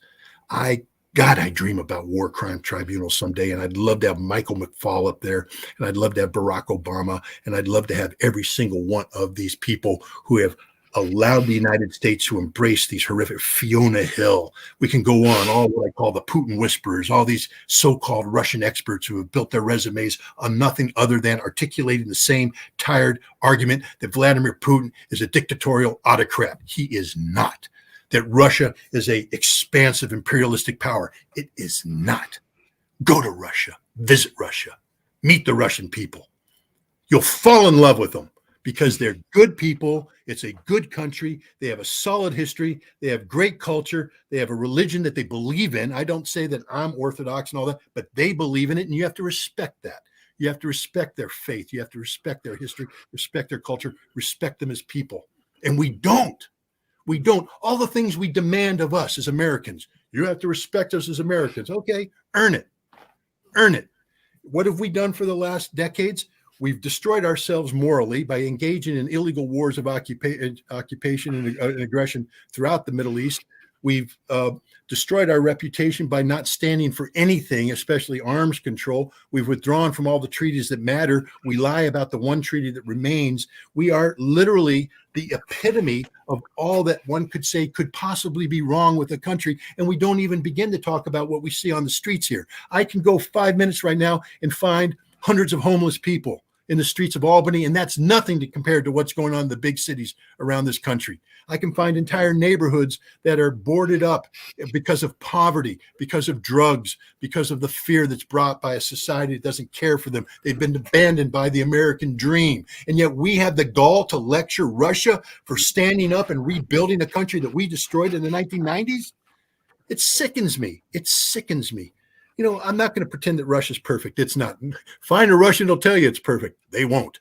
Russians are like anybody else. They can tell you what needs to be fixed, but they love their country and they have a reason to love their country. It's a country worth loving. Unlike what's going on right now, we are sacrificing Ukraine. And again, I'm going to get emotional, but it breaks my heart. Can I ask, because a question I've often wondered, which is about why is Ukraine fighting the war in the way that it is fighting it? Why are they holding on to every millimeter of territory in the way that they are? Why are they going for these extraordinary counteroffensives? Is it because Zelensky is overrated? Is it because he doesn't know what his job is? I mean, he's apparently been advised by the US, by the military of the US, to pull back from Bakhmut. He's apparently reinforcing Bakhmut. I mean, he's doing things that I, as somebody, a total civilian, I don't understand. Why is Ukraine fighting this war in this particular way, maximizing their own casualties, causing this terrible distress to their own people? Why are they fighting it like this?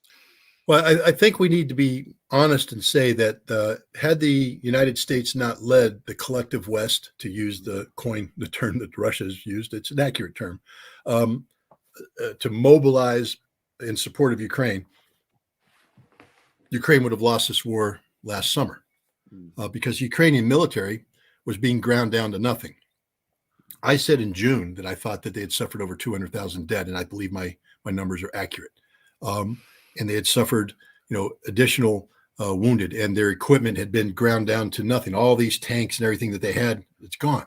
But we breathed life into them. But that life comes with a cost. Let's remember, Lloyd Austin, when he came back in May from Kiev and he spoke in Moscow, said straight up, he didn't say we're trying to get the Ukrainians to win. He said we want to inflict pain on Russia. All right. So that's and right there, every Ukrainian should have went, what? Lindsey Graham, we're willing to fight to the last Ukrainian. Every Ukrainian should have said, what? I thought we were trying to fight for the last inch of Ukrainian soil. I thought we were trying to fight for Ukrainian sovereignty. I thought we were trying to fight for territorial integrity. But you're telling me that all you want me to do is inflict pain on Russia so that Russia would never again seek to do what they're doing to us right now? And there's the problem. Zelensky is the guy that has to maintain the facade of the potential of Ukrainian victory in order to continue to receive the money. See, if Zelensky actually listened to his military officers and did what was militarily viable to preserve the combat power of the Ukrainian military, eventually Zelensky would have to acknowledge that they don't have sufficient resources to accomplish what they want. They need to sue for peace.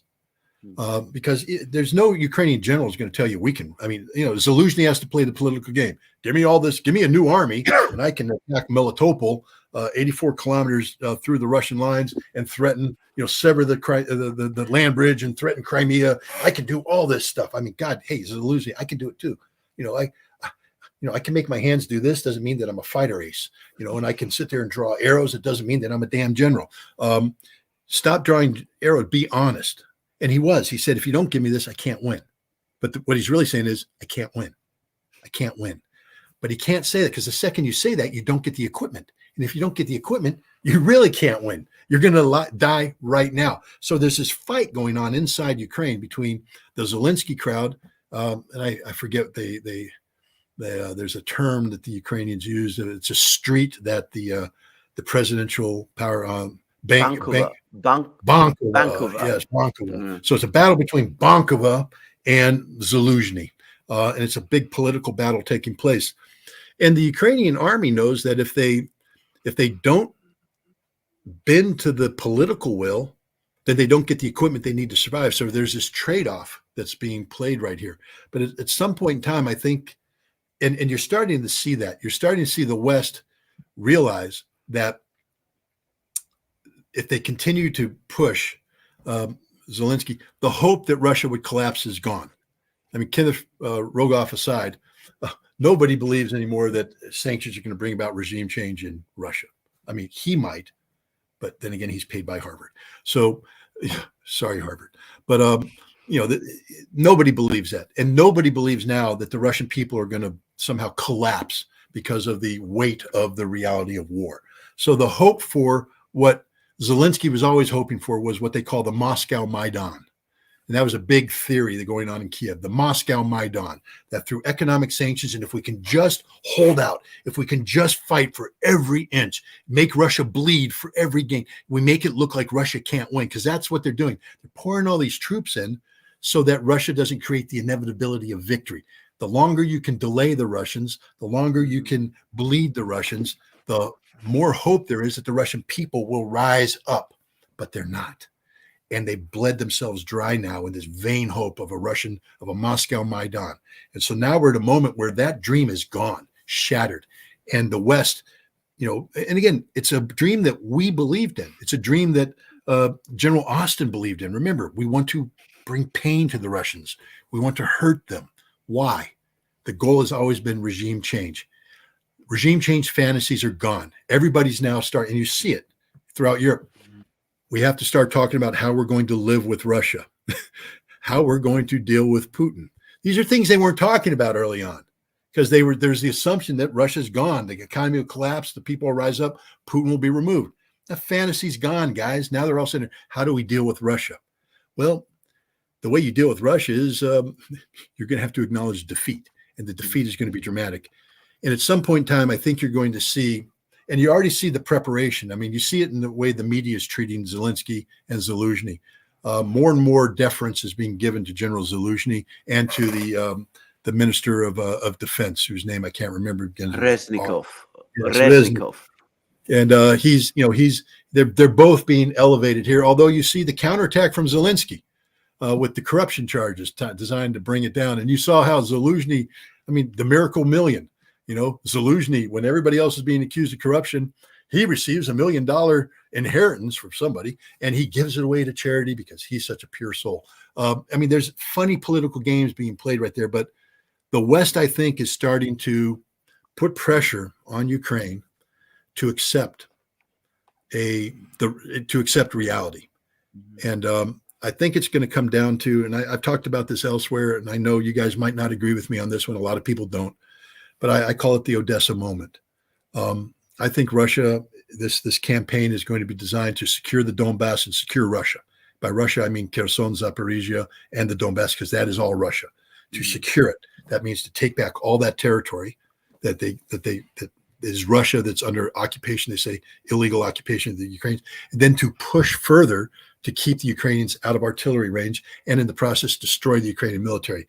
I also believe that Kharkov is at risk. I think that in order to secure Lugansk, you can't allow Kharkov to exist as a Ukrainian entity. So Kharkov is at risk, and they'll be pushing further into Sumy.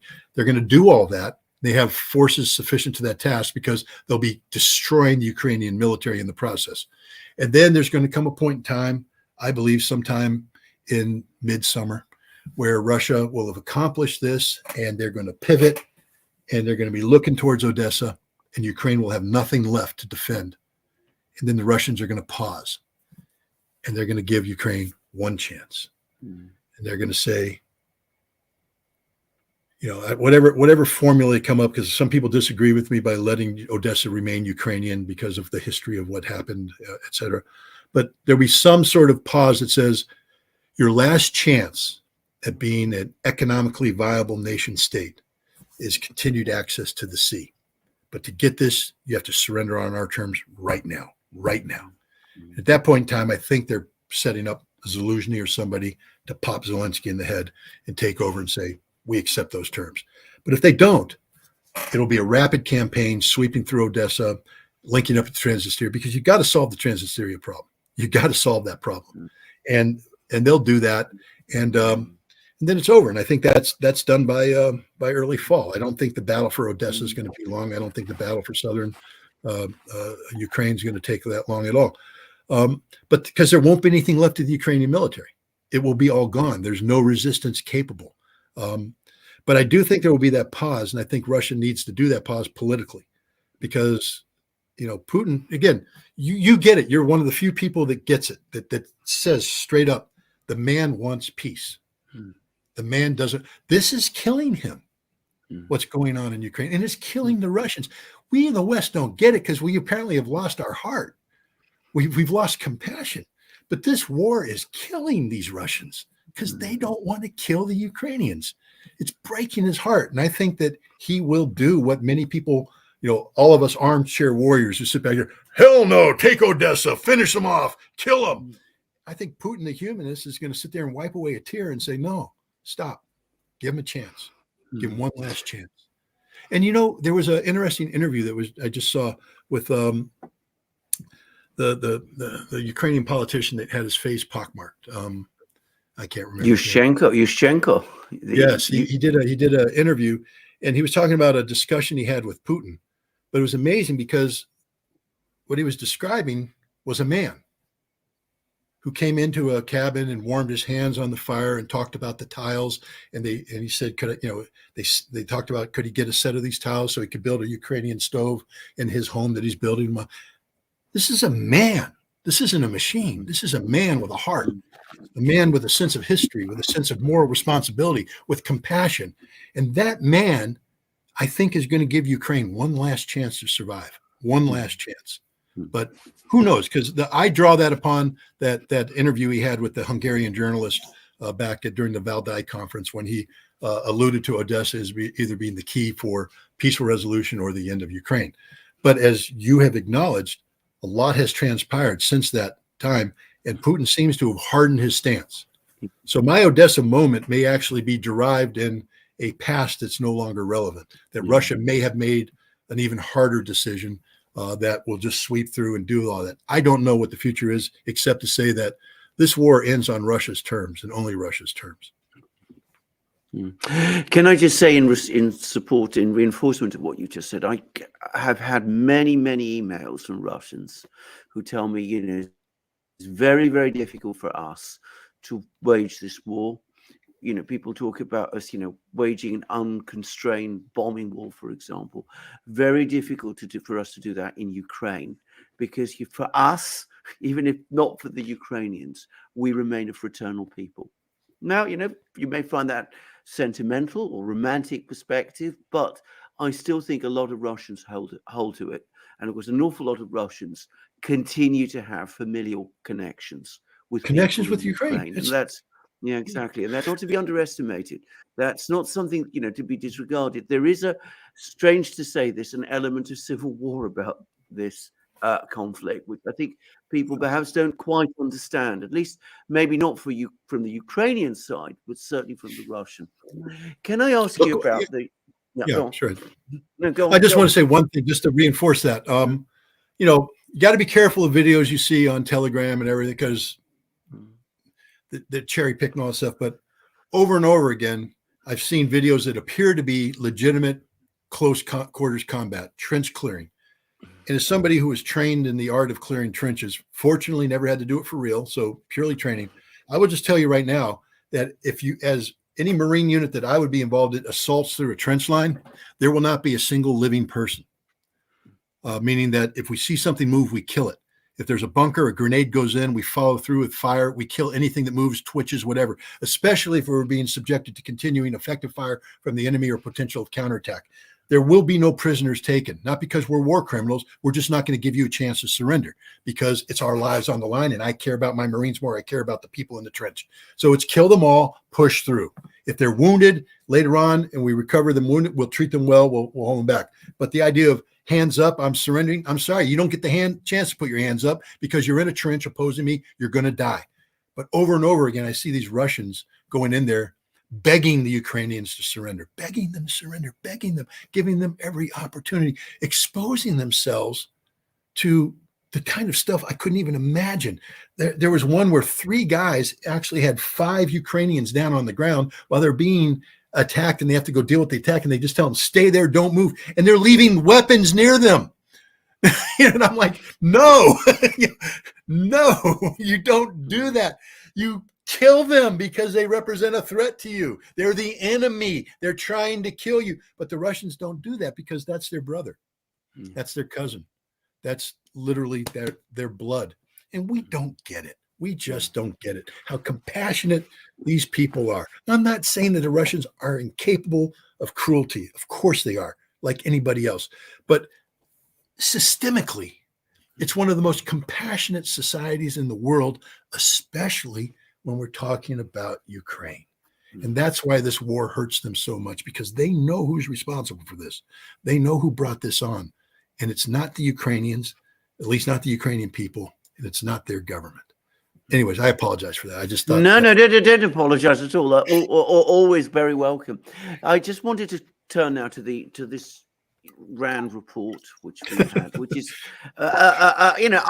actually very, very interesting, because, first of all, I think if you could explain to people what RAND is and what it does, because this isn't something I think most people understand. I'm not sure I fully understand it myself, actually. But anyway, this is something certainly from within the establishment of the power structures of the United States. First admission that a long war in Ukraine should be avoided. It's not working out for the United States. And of course, it's all coded. There's lots of, language. It doesn't want to stray too far from the orthodoxies. But when you drill through, what they're basically saying is, bring this war to an end. Do it as fast as you possibly can, because it's not going well for you. And then, of course, we've had this report by this body, the CSIS. Alex remembers what that stands for. I've already forgotten. But anyway, they talk about the fact that our military industries in the United States are under great strain. We're struggling to keep up. Where our supplies are getting depleted. And then, of course, IMF, sanctions are not working. The Russian economy is going to grow. As we said just before we started this program, if you think all of these reports have come out simultaneously and it's just an accident, I don't believe in these kind of accidents. That's my own personal view. Does all this, are all of these reports a further sign that the doubts in Washington are beginning to grow? Yeah, I think, let's take a step back. First of all, you asked what is RAND. RAND stands for Research and Development, R-A-N-D. And it's a corporation that was created, sort of a think tank that was created in support of the United States Air Force back in the 50s, to help do things such as sustain the notion of a bomber gap, to sustain the notion of a missile gap, to talk about, this is one of their big things was, no new Pearl Harbor. That's what the whole missile gap was. We can't allow Pearl Harbor again. They brought in this great thinker whose name I can't remember right now, and he wrote a paper about it. But the bottom line is, it was used by the Air Force to promote an intellectual foundation of thought that was designed to influence political leaders into funding programs that the military wanted. And then RAND has grown beyond. Remember this, RAND doesn't write anything for the benefit of intellectual development. RAND only writes things to service the customer. And the customer has grown from the U.S. Air Force to the U.S. government. Now let's go further back. People keep talking about the deep state, the deep state this, the deep state that. I don't want to get too conspiratorial here, but I do want to say that from the very beginning, Dwight D. Eisenhower warned us all about this, the military-industrial complex and its connectivity with Congress, which is all about money. And he said, if you let this capture, America, then democracy is at risk. And it is, totally. So what RAND is part of this. The people in RAND are people that come up from the establishment and therefore are acceptable to the establishment. RAND can only be listened to by Congress if RAND is seen as a credible resource. And remember, RAND transcends political administrations. RAND is not Democratic. RAND is not Republican. RAND is the defense industry. So is CSIS. So is all these others. IMF is sort of the economic version of that, because IMF exists to formulate and implement policies that are to the benefit of American national security strategy. That's it. And American national security strategy is not defined by a single administration. It's defined by an establishment that is transferred from one administration to the other. That's the deep state. That's it. And RAND is the deep state. If you go in and take the names of the people that write these reports, you will see that they all have either they're a byproduct of the government experience or what I call the militarized academic experience. What I mean by militarized academic experience is, again, I actually spent a lot of time doing this. I was going to write a big paper, but the people that were going to publish it didn't want me to publish it because it's too controversial. But basically, I studied the major PhD producing institutions in America related to Russian area studies. And you take a look at the thesis advisors, and you take a look at the people that are getting their PhDs, and you take a look at where they go and how their PhDs support it. And you see that it's the total perversion of academia, that the academic system exists only to produce experts capable of populating the deep state to meet the establishment criteria of promoting a strictly defined notion of what the American national security should be. So here we have RAND in 2019 publishes a paper that says, I forget the exact name of it, but the notion was, how do we kick Russia's butt? How do we destroy Russia? What can we do? The 7 strategies to weaken Russia and tear it down and eliminate it as a modern nation state. That's pretty much what the paper was. And one of the big ones was Ukraine. Strip Ukraine away. And this drove, people going, well, it's just an academic paper. No, it's RAND. And it was written because somebody said, we need to convince Congress, we need to convince the rest of the establishment. It's like when people talk about the New York Times in the old days. If it led on the New York Times, it sort of dominated the news cycle. RAND dominates the think tank cycle. If Rand puts a paper out, everybody's playing catch up, and Congress is funding and policies and strategies are made from it. It is the foundational piece of information. So that was the strategy, 2019. Strip away Ukraine. Let's move to, and that's exactly what we got. Exactly what we got. But now Rand is sitting there going, oops, made a mistake. We're wrong. But the thing about the establishment is it can never acknowledge that they're wrong. And as you said, there's a lot of stuff you got to wade through this current paper to get to the conclusion. And it's all false. Russia's this, Russia's that, this is that, this is that.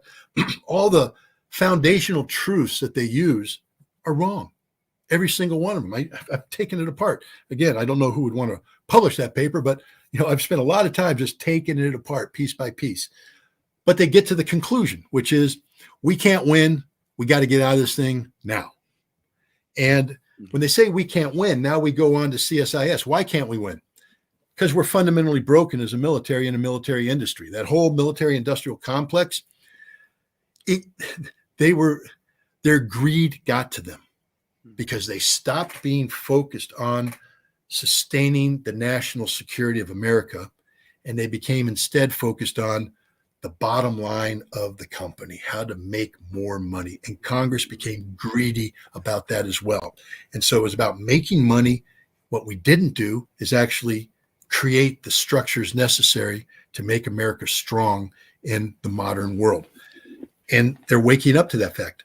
F-16s, people talk about, America's going to provide F-16s to the Ukrainians. Well, no, we're not. But even if we wanted to, we can't. There's only one F-16 production line, South Carolina, and it's totally committed to producing F-16V variants for Bulgaria, Poland, and other nations. They have the ability to modify previous F-16s to V standards. There's like 400 that are in the process of that, but that means that there's nothing left for Ukraine. Let's not even talk about pilot training, where you take a Ukrainian pilot who's been focused on flying MiG-29s, and now what, you're going to send him to the Air National Guard advanced integration course or advanced pilot course, a 6-month program to transition from MiG-29 to F-16. It only works, by the way, they've acknowledged this. The only way it works is if you take a former Warsaw Pact pilot who has never flown a MiG in his entire life, and you just take him in and you say, start from scratch. He will graduate with a basic competency in how to take off the F-16, maneuver it a little bit, and land it. He can't do a dogfight. But now you take a guy who's been flying the MiG-29, and all he knows is Soviet avionics, Soviet weapon systems, and you want 6 months for him to transition into a completely different system?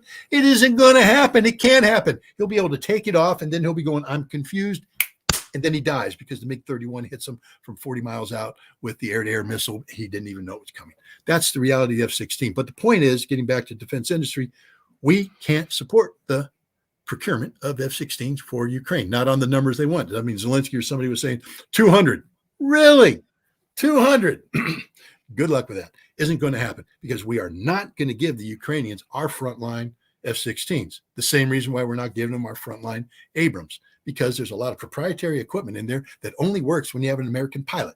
And if you put it out there and it gets shot down, that's bad business for General Dynamics, because now it shows that the F-16 can't fight. At least this way, General Dynamics can say that was an export version flown by a Ukrainian, not the real thing. But if you give them the real thing and it gets shot down, that's trouble. Same thing with the M1. What? Depleted uranium armor is not going to stop the most advanced Russian anti-tank round? Ooh, we can't admit that. And that's the problem. That's what CSIS is getting at. Mm-hmm. The entire system's broken. Mm-hmm. We don't have anything that works. We can't produce new stuff. We are stuck in this trap. And yet we're spending close to $900 billion a year.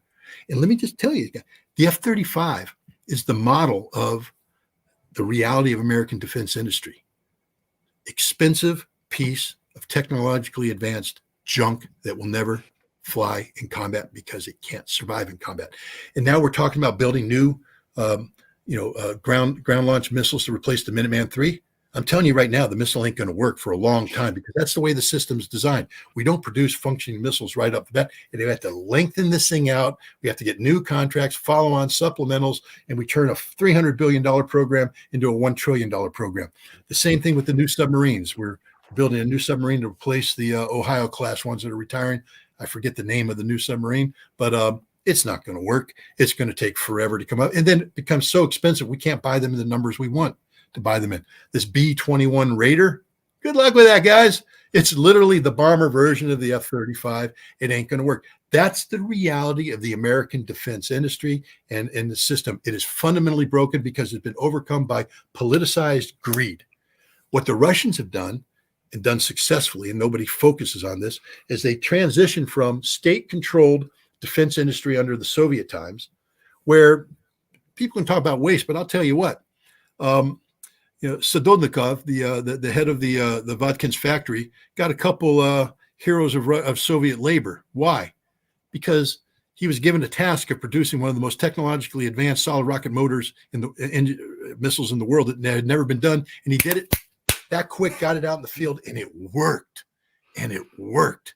That's the way the Soviets did it. Was it as efficient as us? Who cares?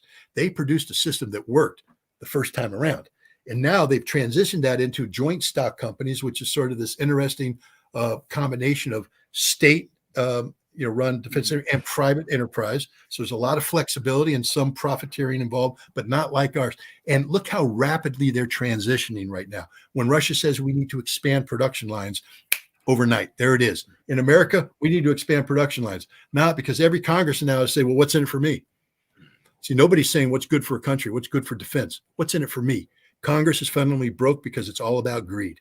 And as soon as the money, you start talking money of this level, no congressman's going to sit there and say, we're going to let all that money go down to South Carolina. I need a production line built in Long Island. I need a production line built in Wisconsin. And then we're broke. And that's what CSIS is saying. And then IMF is coming up with the reality that sanctions just aren't working. And I encourage everybody that is involved in energy intelligence to focus on the IMF report and what that means, because all of your fundamental basic assumptions about Russian energy are wrong. They're based on fundamentally flawed principles. I mean, Russian economy is pegged at $70 a barrel. No, it's not. Actually, really, it's not. That's sort of a myth that's been created. I know some Russians said, well, we did our budget. But why then, if that's the case, did the Russians get $38 billion in addition to their budget? They received money beyond the budget. Well, that's temporary. It's temporary because they're selling oil. They're selling a lot of oil, but it's the discount. They can't sustain it. Yes, they can. They're smarter than you are. That's why they're winning. They've done it better than the West. I mean, I feel bad for these people because they're trapped in fundamentally flawed methods of thinking, and they can't acknowledge it. And then they write papers, and they reinforce failure. And then they end up like the IMF is right now, looking at all the stuff they wrote, and they go, it's all wrong. Looks like the Russian economy is going to grow, and we got it all wrong. Same thing with CSIS. Russia sucks. Nope, Russia's pretty good. We suck. And they got to say that. And Rand, take Ukraine, weaken Russia. Bad strategy, get the hell out of Ukraine. And they're all happening now because it's like, Russia was nipping away. And all of a sudden, we have this cumulative impact of the harsh realities coming to a head. And everybody's going, holy cow, we were all wrong. And now what we need is for these intellectual think tanks, this information has to be filtered down to the politicians and the political bodies, and eventually will filter back up. And the Tony Blinkens of the world and the Jake Sullivans of the world are going to meet with these people and be told the harsh truth that your policies are fundamentally wrong. They're bad for net security, and we got to get out of this thing now. And here's the thing.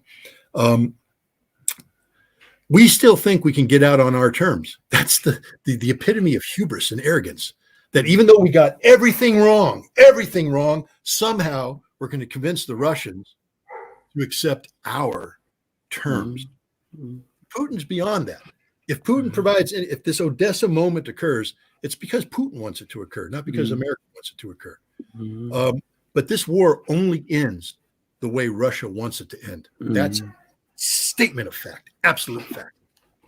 Do you think this Rand report, this Rand Corp report, this CSIS report, are they a turning point in the way America?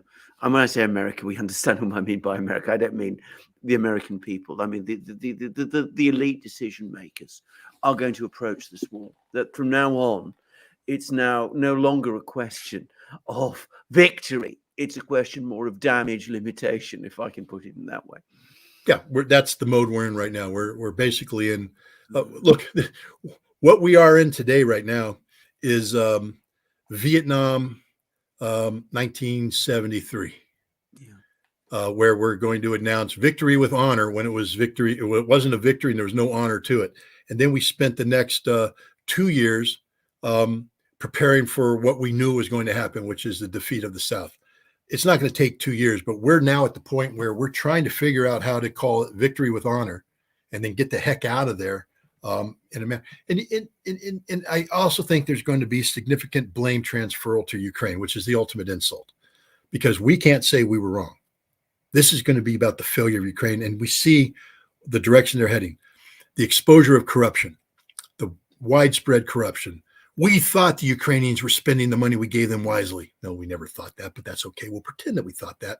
But now it's coming out that, for every $10 we gave, $7 went to corruption, only $3 made. And that's why the Ukrainians failed. We believe the Ukrainians put 100% effort into winning this war. It turned out they weren't. They were corrupt. They were inefficient, incompetent, and we were betrayed by the Ukrainians. That's the next thing that's going to happen. We were betrayed by the Ukrainians. When the reality is we betrayed the Ukrainians. I wonder if we can go back to what we were talking about at the beginning of the program, which is arms control, because the other thing that I noticed about the RAND report, now this may be that this is an alibi now, but they are, for the first time, seem to be addressing the danger of nuclear escalation, and the fact that if this thing isn't handled properly, if we go on trying to escalate and fail, then there is absolutely no end point to which this cannot go. And I find that interesting because it's the first time, again, where I've seen people from the United States at this sort of level who are starting again to worry about the dangers of nuclear conflict. And do you think this could be, when this is all over, that we're going to find ourselves back in that kind of situation that we did in the late 60s, where there was again an unsuccessful war, Vietnam, and we saw arms control begin, and we started to get the negotiations, and we got the SALT I treaty, the ABM treaty, SALT II, eventually culminating in the INF treaty? Are we perhaps at just the early starting points of this? Well, the interesting thing is, you take a look at the two main authors of this new RAND report. One of them, the male, actually came into government through the State Department as an arms control specialist. So he's somebody who's familiar with arms control back when we actually were doing some arms control. And I think it's interesting that they picked him to be the co-author of this report, because I think a decision was made that we have to get back to the business of arms control. And I think there's a growing recognition of that. But here's, again, the problem now is, how do we, arms control is like a giant ship. I mean, if anybody's ever been on a cruise, and watching the cruise liner pull into port, you start slowing down way out at sea, and you come in, there's huge momentum, and you come in and you just slowly move up and all that. But the idea that a cruise ship's going to come in and park itself doesn't happen. Arms control is this giant ship that has momentum, and you get it going in a direction, and then you slowly move it and alter it to meet negotiating realities, etc. But it doesn't just go like this overnight. Well, we have slowly gravitated away from genuine arms control, and we're now navigating in a direction that says we support arms control only when it gives unilateral advantage to the United States. We no longer believe in arms control that's mutually beneficial. We want the Russians to concede every point to us. We refuse to talk to them unless they concede every point. And what the Russians have done is what Vladimir Putin warned about. I think it was in 2018 when he gave the speech where he said, he pulled out of ABM, you're talking about INF, and we warned you about this. Are you listening now? Greatest line ever. I mean, are you listening now? And what he did is he said, these are all the new weapons we're deploying, which you have no answer to, by the way, and we don't. So the Russians right now literally have they don't brag about it, but they do have first strike capability. We don't. The Russians don't want to exercise it, and they're purposely keeping their policy away from that. Although some Russians are talking about let's transition into first strike capability to match the American policy, which is one of the most dangerous things in the world now, because you have both sides of first strike, which means that it's actually, it's worse than launch on detection. The problem with launch on detection is oftentimes the detection is wrong, false. And so you detect something, you launch, we all die. But we don't have any, we got to get the ship back in the right direction, which means, one, we have to convince ourselves of the importance of that. And that's what the importance of the RAND study is, that it actually, for the first time, has people saying we need to get back into the serious business of arms control. Mm-hmm. I believe that if we sit down with the Russians seriously, that it is a self-correcting problem. And what I mean by that is the fantasies of the United States of sustaining unilateral nuclear advantage are over, because we've ceded that a long time ago. We're now in the business of trying to get the Russians to come down to our level instead of us sustaining our level. And it's a self-correcting problem. The Russians aren't going to surrender. It will be done through negotiations. And the thing about negotiations is bad negotiators are identified early on and are replaced by good negotiators. And what defines a good negotiator isn't just the ability to articulate the policy directed, but to work with their counterparts to come up with an adequate, mutually satisfying compromise solution. The Russians are very good at this. We need to relearn this. We need to retrain a cadre, but we need to get the people at the table. And that's what is important about this. But we have betrayed the Russians so bad. I mean, we literally, they just don't trust us anymore, and they have no reason to trust us. But the good news is they have people like Anatoly Antonov who understand that no matter how much we being Russia, how much Russia has been betrayed, they have no choice, because an arms race is fatal to everybody. Remember what I said early on when I said, and I'll say it one more time, not you guys, but anybody watching, thank me next time you meet me. Shake my hand and say, thank you for saving the lives, my life, the life of my grandchildren. Because that's what I did. Me and hundreds of others, Americans and Soviets, who brought the INF Treaty and made it work. Made it work even though nobody wanted it to work. We were conspired against by Congress, by the Senate, by our own people in the Defense Department, because they didn't believe in arms control. When they sent us to Vodkinsk, they gave us a mission that didn't have a solution, because the mission was defined in November. The treaty was signed in December without a solution. They spent 6 months trying to come up with the protocols necessary to make it work, and they couldn't, because it was too hard, too complicated. So they simply said to the inspectors and the Soviets on the ground, you figure it out. And we did. We did, even without their support. They abandoned us. They betrayed us. They stabbed us in the back. We worked with our Soviet counterparts. We overcame problems that couldn't have been overcome. It had to have been given to the negotiators. But they gave it to the ground level people who learned to respect one another as human beings, as fellow humans on this journey of preserving life. And we made the damn thing work. It's an amazing, amazing thing that happened. So thank me next time. Buy me a beer. But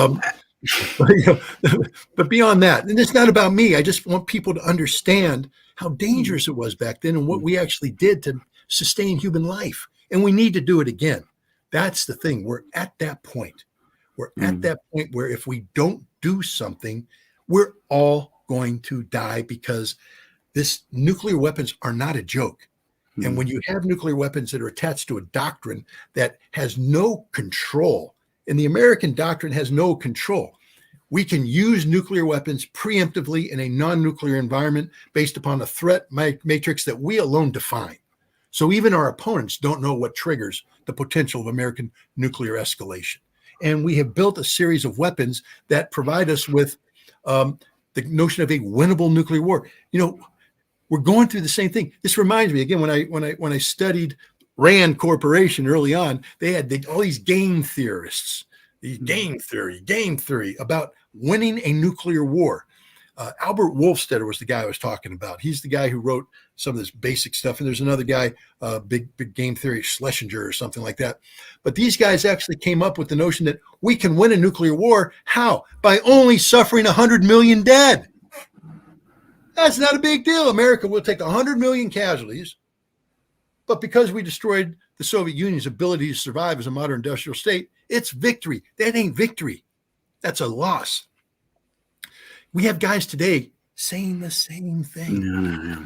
Saying the same thing. The people who reside in Sandia, in Lawrence, Livermore, people who work in any myriad of these think tanks that have rose around like mushrooms around Washington, D.C. They're saying the same sick fantasy about a winnable nuclear conflict. Ladies and gentlemen, there's no such thing as a winnable nuclear conflict. One nuke is used, it's all over. It will set off a string of reactions that will eventually result in everything dying. We have to stop this now. And that's why the Rand report is so important, because for the first time, we have not just the fringe of the deepest of the deep state, the center of the deep state, the heart, the brain is saying we need arms control. Yeah. And now what we have to do is prevent the world from committing suicide while this kernel of fault germinates and grows and grows and grows until the entire establishment says we have to get back to arms control. Yeah. And then we have to hope that the Russians are willing to sit down at the table with us. Scott Ritter, you said we should thank you, and I certainly do thank you, both for what you did with the INF Treaty and for answering all my questions. I think this is the point where I'm going to stop, but I'm going to hand over to Alex, if you can be a little longer. We've gone on quite a long time, but I want to see what Alex has to say. Well, I mean, I'm just going to throw it at you, Scott. How much time do you have to answer a few questions? I know we've been going for about two hours and 10 minutes. Do you have... Put it this way. I'm on the Duran.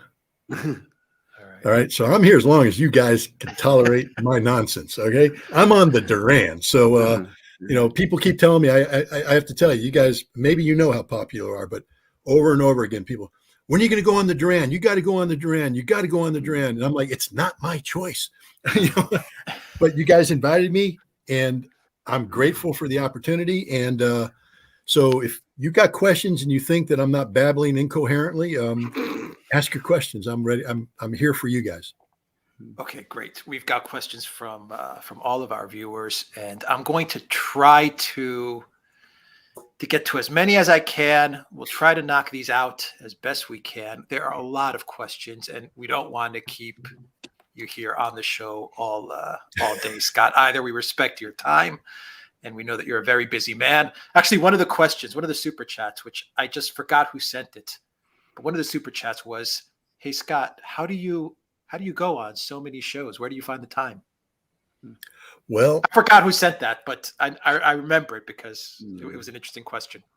I'm what they call a writer, which means I'm supposed to be writing. But that means I'm also at home, generally speaking. And what happened is when this whole thing started, I never did podcasts, but somebody called up and said, would you come on and do it? It might've been you guys brought me on early on. I don't know. I wrote an article and you brought me on, and then people just kept calling up saying they want on. And, I'm somebody who believes very strongly in the idea of the empowerment of the citizen through the gathering of knowledge and information that promotes civil discourse, dialogue, and debate. And that's what this does. I mean, we're sitting here having a conversation, and hopefully people are listening to this and they're getting their minds to work, and then they'll work through problems and they empower themselves. I use as a mantra, knowledge is power. And I believe in that firmly. So therefore they say, how do you find the time? Because this is the most important thing in the world that I can be doing. I mean, I'm only one person, but I've been given an opportunity to reach out and participate in the very processes I find to be invaluable when it comes to the empowerment of humans, of citizens, so that they can hold their governments accountable and maybe get them to do, good policy for a change. So it's not that I'm, how do I find the time? The time finds me. This is the most important thing in the world to be doing right now. I firmly believe that. I am a human. There is only so much. My voice will probably give out at some point, not right now, but eventually. I think a lot of people noticed I had a huge cough a while ago. I literally drove myself almost to the grave by doing this kind of work, and I have to watch out for that. I have to learn how to ratchet back and all that stuff. But I also have to remember that I don't make any money off of this online stuff. I only make money by writing, and so at some point in time, I have to find the balance between doing what I think is one of the most important things I can be doing, which is talking to people such as yourself, getting out to as many different audiences. Because that's the other thing. Some people said, well, Scott, you're repeating yourself. Yeah, because we're talking during a specific time frame where specific issues are important. But the Duran audience is not necessarily the same audience as a German blogger, or the same audience as a Russian blogger, or the same audience as another American blogger. And so it's imperative for me, at least, to get my message out, not my message, to get the process of discussion and debate and dialogue out to as many different people as possible. That means appearing on whatever responsible. I'm not going to say respectable, because who am I to determine what's respectable? People who are responsible in terms of their questions and their approach. If they ask me to come on, my policy so far is to say yes. But I do have to remember, I mean, and if you allow me just one thing, I put a lot of time into these podcasts, and I don't get any money from it. I'm not asking for any money, but I do have a Substack, scottritterextra.com. And if you guys think it's important for me to be on something like this, then you got to help me out, because the day that comes where in order to pay the bills, I have to turn off the computer podcast and start writing papers nonstop. That's what will happen. So if people think me being on shows like this is worthwhile, please, go to my Substack. It doesn't cost you anything. You can actually subscribe for free. But if you think this is good, help out a little bit so that I can continue to do this, because the will to do this can only be matched by the ability to continue doing this by paying a mortgage and, eating, paying heating bills, etc. So that's that. I answered it, and I gave my stupid little pitch, what I hate to do, but it's a reality. I mean, the bottom line is these things don't happen. You guys know, the realities of trying to sustain something like this. I am a subscriber, by the way. Just to let Thank you you know. very much. We'll put a link to the Substack as well as a pinned comment down below, so everyone can find you on Substack as well. Let's see. I'll try to do a better job, Alexander, because if you're subscribing, I now know that I have a harsh sharp intellectual mind reading it. I got to be much more careful about my typos. I've been publishing stuff quickly, and people are like, you have a typo. Sorry. It happens. Let's see. From Gail, is BRICS the new NATO for Russia? What will that look like for World War III? Well, first of all, BRICS is I wouldn't call it the new NATO. BRICS is the counter to the G7. BRICS is economic in nature.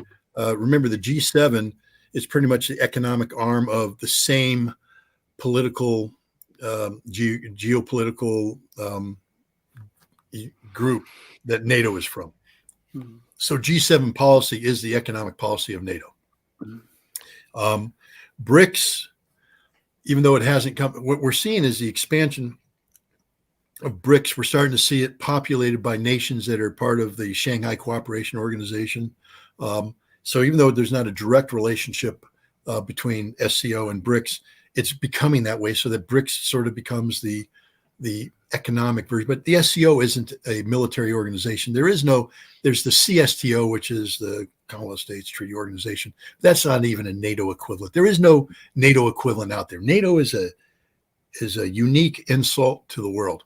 A defensive alliance that isn't a defensive alliance, that has no purpose other than to promote wars of destruction designed to create justification for the continued funding of the respective defense industries of Europe and the United States. That's it. There is no equivalent of that out there, thank goodness. So BRICS isn't going to be the equivalent of the G7, because BRICS isn't attached to the kind of militaristic aggressive policies that are out there. The SCO is about the Trans-Eurasian Economic Union. That's what their focus is on, economic growth. And thank God, because eventually NATO will collapse. I believe this in all my heart, sooner rather than later. And when that happens, it won't be replaced by the opponent rushing in with a thing. It'll be replaced by an opponent that says the key to world peace is a law-based international order founded in the principles of the United Nations Charter, and we are promoting a multipolarity vision of global economy, where the United States isn't dictating the terms of economic coexistence to everybody, but the world is making its own terms based upon what's best for everybody, not one. All right. Jetset.1 says, Scott, how many T-14 armadas has Russia produced to date? That is a classified number. And if I knew, I would tell you, but I don't know. But the answer is very few. I think maybe a battalion's worth, which might be under 50. It's a tank that isn't conducive at this point in time to mass production. It's a tank that so far has been produced, one at a time on assembly, and because of the demands of this conflict, the Russians, I think rightfully so, have made a decision not to try and mass produce the T-14, which would result in smaller numbers of tanks, but to mass produce the T-90, which is a very, very good tank. And so they're cranking out 20, 30, 40 of these a month. The T-14, I think they might even hit the pause button. There's some talk that T-14 units have moved into the special military. I think if the Russians were smart, the T-14 would stay in a barracks area by Moscow and be painted up pretty to parade around. But I'm not a Russian general, but the T-14 is not. It might be the tank of the future, but it's not the tank of the present. Angry Rawhawk says, Scott, I forgot to ask you this in our Q&A yesterday. Where does Too late. this? Well. Okay. Well, I'm joking. Angry Warhawk also wants you to plug his channel, by the way. And the question is, where does this idea that Russia has low quality military equipment and are generally incompetent, where does this come from? And the plug for Angry Warhawk's YouTube channel. Well, Angry Warhawk and Juan Rodriguez, I don't remember his pen name. They've been interviewing me. They're, again, some people I view them as responsible interviewers. And we did an interview yesterday. So I don't know the name of the YouTube channel, but if you Google Angry Warhawk and you find his YouTube channel, I highly recommend, at least where they are interviewing me. They ask very good questions. They're trying to dig deeper into some very difficult issues. The idea of inferior Soviet equipment or Russian equipment goes back to the mindset of the United States in the 1970s, 1980s, when we were transitioning out of Vietnam and trying to build up a European army capable of defeating a Soviet Warsaw Pact incursion. And our entire philosophy is we couldn't outproduce them. There's no way we could produce more tanks than them, et cetera. So what we decided to do is we're going to produce better tanks and we're going to come up with better weaponry. And so this myth was created of the superiority of the American military equipment. And we actually believe that if the Soviets came across, we were going to get in a fight where we're going to take them out 5-1. So, every time we lost one of our M60 A3s or one of our new M1s, we were going to at least take out 5 of their tanks. And that, so it was quality over quantity. When the Cold War ended and the Berlin Wall came down, the CIA organized some teams. And I can talk about this because people have talked about this, so I'm not giving away the farm. But they worked with German intelligence, technical intelligence, and they sent teams across into East Germany to take advantage of the chaos to gain access to Russian garrisons and steal technology, either driving away with the whole system or at least taking samples, photographs, etc.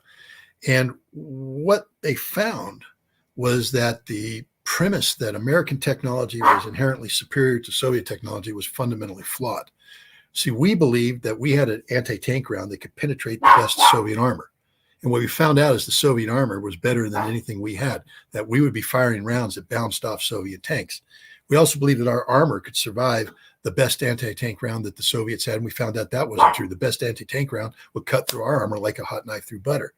So it's a fundamentally flawed premise that has sustained itself through the end of the Cold War, when the Russian military, the Soviet military pretty much dissolved and the Russians were struggling. The period of the 1990s, the Russian military was underfunded, poorly trained.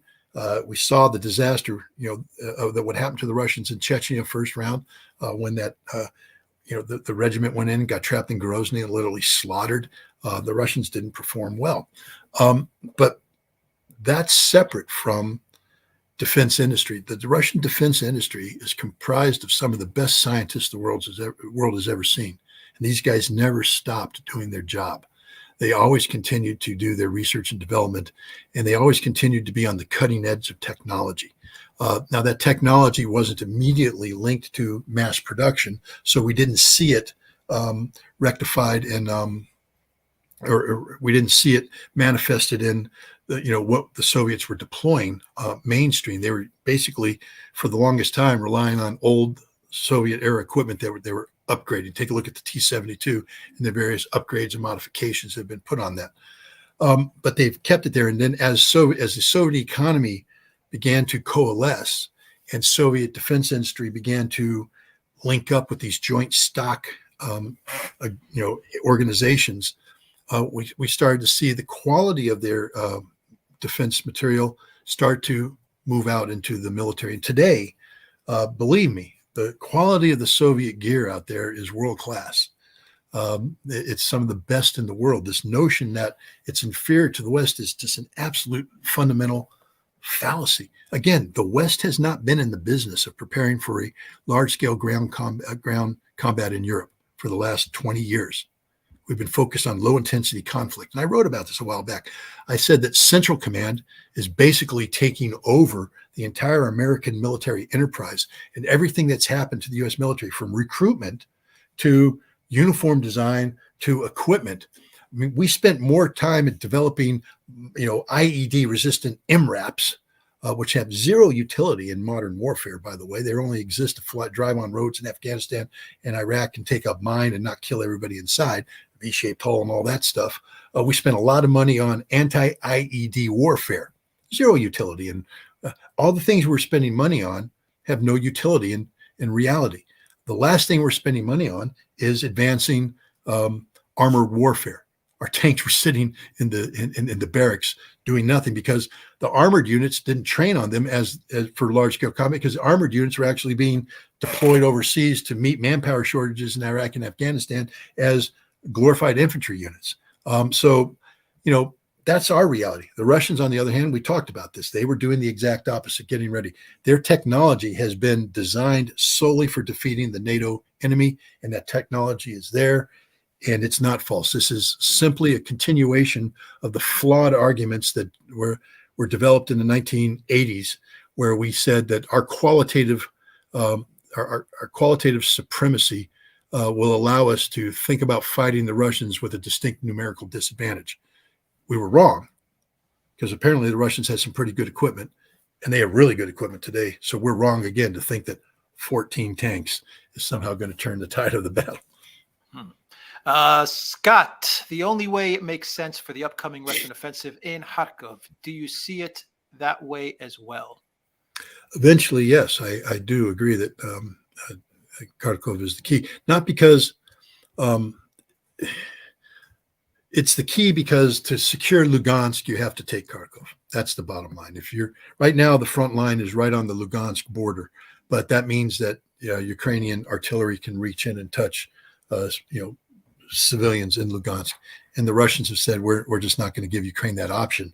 So when they eventually push out of Lugansk, they're going to push up. And if you take a look at the artillery range, simply take a compass and draw on a map, the range of HIMARS or the range of the Caesar and all that stuff, and then see where you are and understand how close to Kharkov you are and why it's impossible to sustain a front line that close to such a major logistical hub, that you're going to need to push through Kharkov, get beyond that, in order to have defensible space. So I agree that Russia's going to have to take Kharkov. Different perspective asks, I just can't see how we could win. China is defensive, so their planes have a place to land. Wouldn't they just use hypersonic missiles to take out the naval fleet and airfields? Where would they land?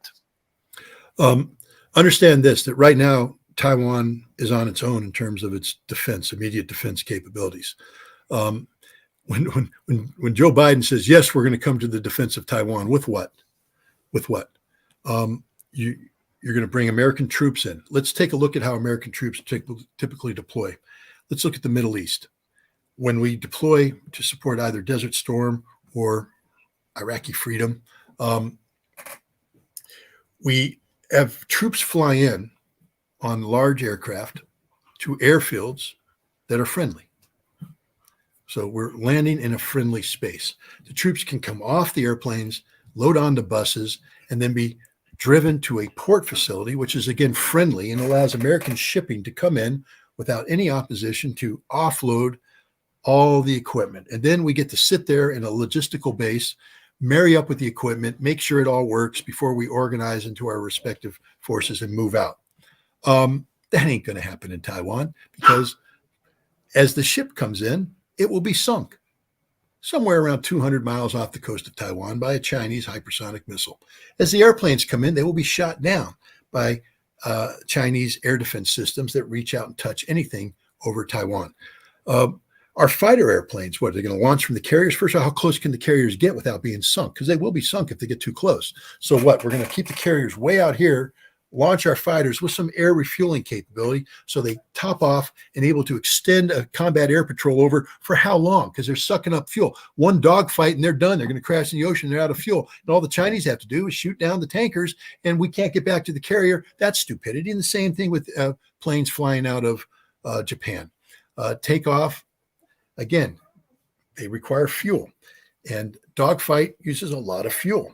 And if you don't have refueling capability there, but the refueling capability in order to protect it is going to require its own combat air patrol. Now, we tend to practice that nowadays by throwing out 40 airplanes, and we put 12 out there. Then we have 30 airplanes doing the tanker protection, all that stuff. And the Chinese are going, that's all you got, because that's all we got. Well, they're going to shoot down those 12 because they're going to hit them with about 200. And they're going to bring the remainder of those 200 over here, and they're going to take out these guys, and we got nothing left. That's just the reality. We can't defend Taiwan. We literally cannot defend Taiwan. If we try to defend Taiwan, we will lose our entire fleet. Our Navy operates off of legacy thinking that dates back to World War II. And that's what people need to understand. The carrier battle group, which was the centerpiece of naval power projection, is a World War II era legacy that is no longer survivable in the modern world. It simply won't survive. It can't survive. The Iranians would sink all of our ships if we tried to repeat Desert Storm. The Chinese will sink all of our ships if we try to reinforce Taiwan. Commander Crossfire asks, if Russia needs to take Kharkov to protect Lugansk, wouldn't they need to protect Kharkov, and so on and so on? Isn't the whole of Ukraine or nothing? Isn't it the whole of Ukraine or nothing? Not if you destroy the entire Ukrainian army and you destroy the Ukrainian nation's ability to sustain itself politically, economically, socially, which is what the Russian objective is. So I think, the Russian plan calls for the grinding down of the Ukrainian military to absolutely nothing. And when I mean nothing, I don't mean to laugh. I'm sorry, because you have to laugh or else you cry, because it's just mind numbing what we're talking about here. The number of human lives that are going to be lost is just sickening. But they're going to do it. And then they're going to bomb Ukraine into submission. So, yeah, if the goal was to allow Ukraine to survive as a modern nation state with all the inherent infrastructure intact, and therefore allow Ukraine to sustain itself militarily with some sort of residual force, you're right. Because once you take Kharkov, then you got to push on and protect Kharkov, and then you got to push on, and when do you end? You end when you get to the Polish border.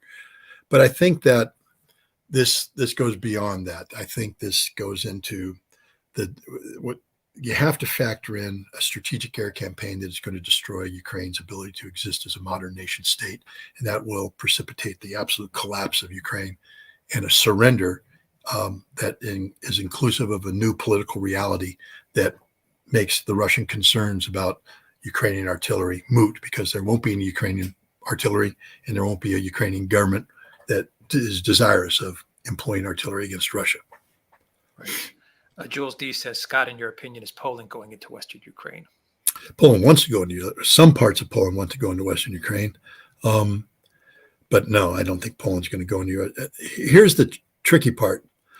If the Russians have been very good at what I call escalation management, meaning that they haven't done beyond that first push, which was very aggressive, the initial push, they haven't done anything precipitous since then. It's been very, everything's modulated and moderated, et cetera, because they don't want to create an excuse for an emergency intervention. One of the things Russia's going to have to watch out, especially with the strategic air campaign, is the combination of sustained military pressure in eastern Ukraine and southern Ukraine with a strategic air campaign could generate a refugee crisis. And I think Europe is already saturated, both in terms of their tolerance of Ukrainian refugees, but also their ability to sustain Ukrainian refugees.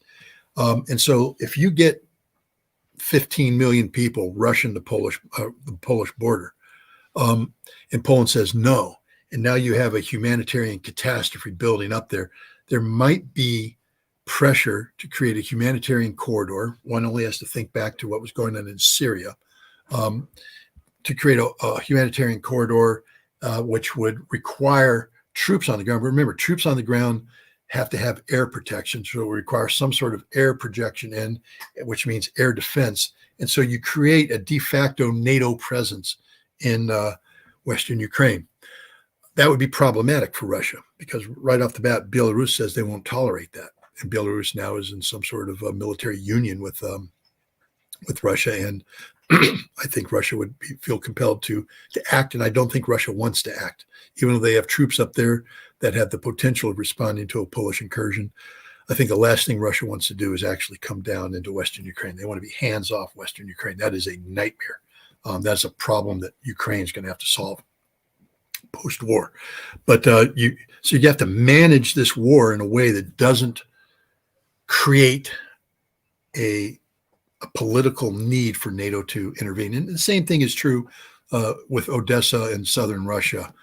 You have to manage that to keep Romania and Moldova from creating some sort of problem with Transnistria. So I think, Russia is going to be managing this war in a way that prevents that. But there are some Polish nationalists who are talking about Western Ukraine. But people, again, have to understand the history. The Western Ukrainians are literally the progeny of Stepan Bandera. And just look up the Volyn massacre, what happened in 1943, 44, 110,000 Polish civilians slaughtered by these Western Ukrainians. There's no love lost between the two. And the last thing Poland needs to do is inherit that nightmare. Yeah. Let's do a couple more questions because we've been going for 2 hours and 40 minutes almost. And you've been doing a lot of talking. Scott, you've been doing a lot of talking, Alexander. So I don't want to push this too much. Let's Huck Finn said he sent the earlier question about how he just says maybe my question was misunderstood. Do you think that the Russian upcoming offense will start with Kharkov as the most unlikely place to start the offensive? I think Russia's going to attack where they get the most strategic advantage. That's what we're seeing right now is the shaping of the battlefield, defining the battlefield, allowing the battlefield to define itself.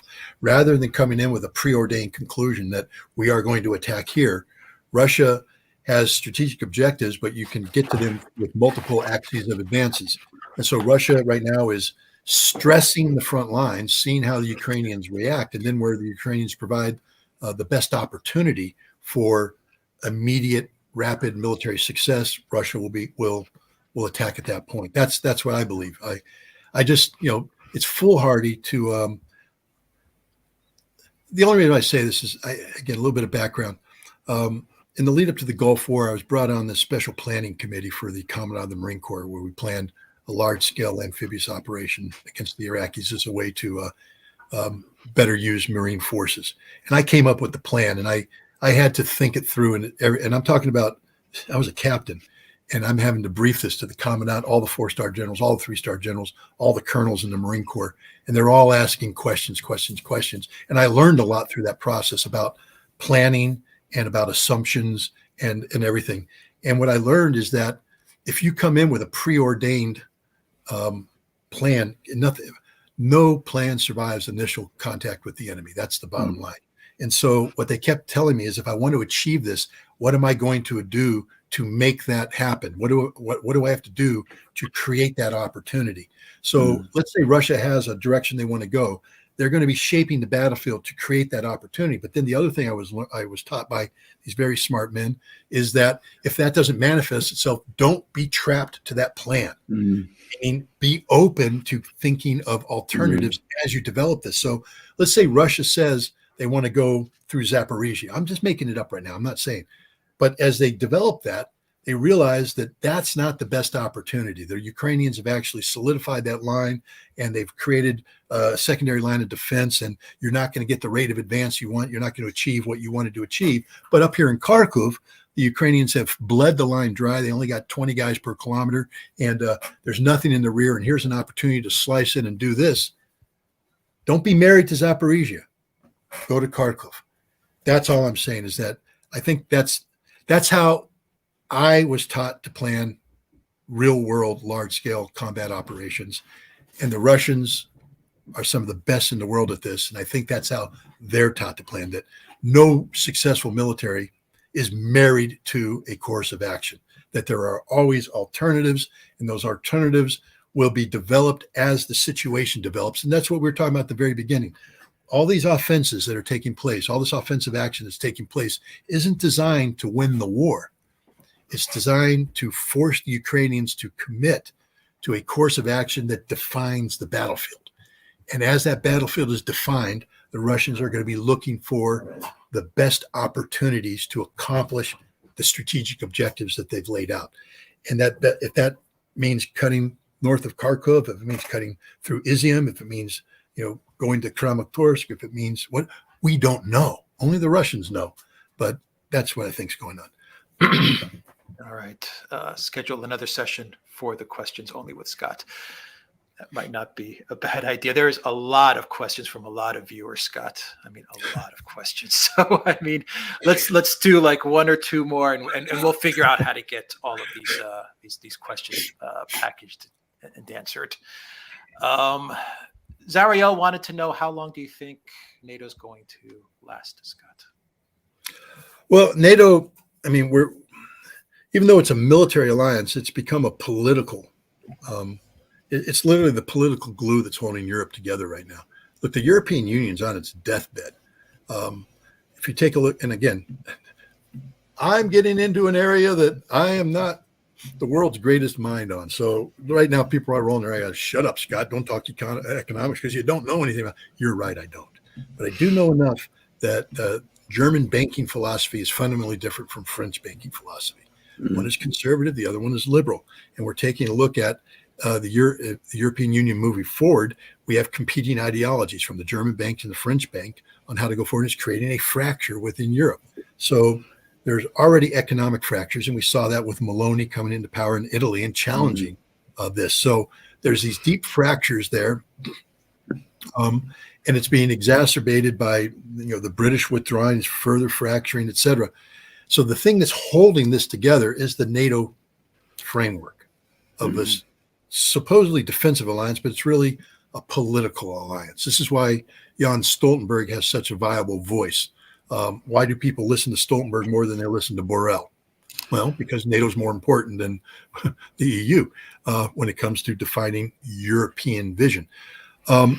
But this war is going to create horrific fractures within NATO. NATO is going to become unsustainable because in order to survive, it's going to have to go back to being a military alliance, which means all the people who have been getting the free ride off of the Americans for decades now have to pony up at a time when their economies can't sustain the ponying up. So it's going to collapse of its own volition. How long is that going to take? I don't know. I think it's going to take longer than people would want it to, but it's going to happen within my lifetime. That's a guarantee. And hopefully it will happen while my brain still works. I don't know how long it is till senility sets in, but I'd like to believe that I'll be able to be cognizant of the collapse of NATO. 5 years, 10 years, but it's a ruined institution. It has no credibility anymore and no viability. And that's going to become painfully obvious. One of the most difficult parts of this conflict, the Ukrainian conflict, won't be the military victory, because I said I believe this is going to happen this year. It's going to be the political, and I'm not going to call it a victory. It's going to be the political settlement that's going to have to take place between Russia and Europe. And this could take time. This could take several years. And there's a couple things that have to factor into that. I mean, Putin is up for election 2026. When? I think it's sooner than that. I'm not absolutely sure. 2024. 2024, yeah. Yeah, but then it's 6 years. So he has 6 years after that. And then, look, no matter how how vibrant this guy is, at some point in time, even Vladimir Putin is going to get old. So, and I think Russia hasn't solved the post-Putin problem yet. And that's one of the biggest problems facing Russia. And so, and Putin knows this. If you go back, I know we're getting a little off track here, but when you take a look at the controversy that when Putin rewrote the Constitution, in the last election, he did that because there's a reality that because of Western interference in Russian democracy, Russia was incapable of producing a new Putin. Incapable. That if Putin stepped aside, Russia didn't have the means to continue. So Putin said, okay, we're going to consolidate power, and I have 2 terms to fix this problem. Now, the West has complicated this because of the war, but in many ways, it actually made it easier because now it's the domestic picture inside Russia is far more streamlined and it makes sense. So I think Putin has to work that the two are going to work in path, that the post-Putin Russia is going to be linked to what solution can be reached with Europe about a new European security framework. And a new European security framework cannot be viable with NATO as it's currently configured. So I think there's going to be a lot of pressure built into that little policy triangle path that we just defined, that the pressure that's going to be placed on NATO to disband or diminish. That's that. Let's see here. The final question, and we'll figure out a way to get these questions answered because there are a lot of questions. We'll figure it out. We'll discuss after the show and see how we do this. But let me just read one question from locals from 1821 AOR. For Scott Ritter, a call to duty. Ask not what your country can do for you, but what you can do for your country. Your nation needs millions of veterans to answer the call. Serve one more time and to march on Washington, D.C., the Martin Luther King way, stop NATO, end colonial wars. Join the call to action for the nation and for world peace. Well, what I'll say is this, and here I'm going to get a little pie in the sky on you. I wrote a book. We've talked about the book, Disarm at the Time of Perestroika, and I think it's a great book. Do you guys have copies of the book? Yes, a Kindle copy. I have to say, because that's how I read things now. Okay, but if you want a signed copy, just send me your address and I'll get it to you. The book right now is being translated into Russian, and the goal is to get it into a mainstream Russian publisher, and then to go on a Russian book tour, where I take the book and the message of the book, the message of disarmament, to Russia. And I think that this is going to be one of those unique moments of revelation of the reality of Russia. And I think it's just going to be a great opportunity that has to be captured. And so I'm going to bring a documentary film crew to capture this. Then I'm going to make a movie. And then I'm going to show the movie throughout America as follow-on book tour. And my goal is to get Americans exposed to the reality of Russia and the importance of arms control.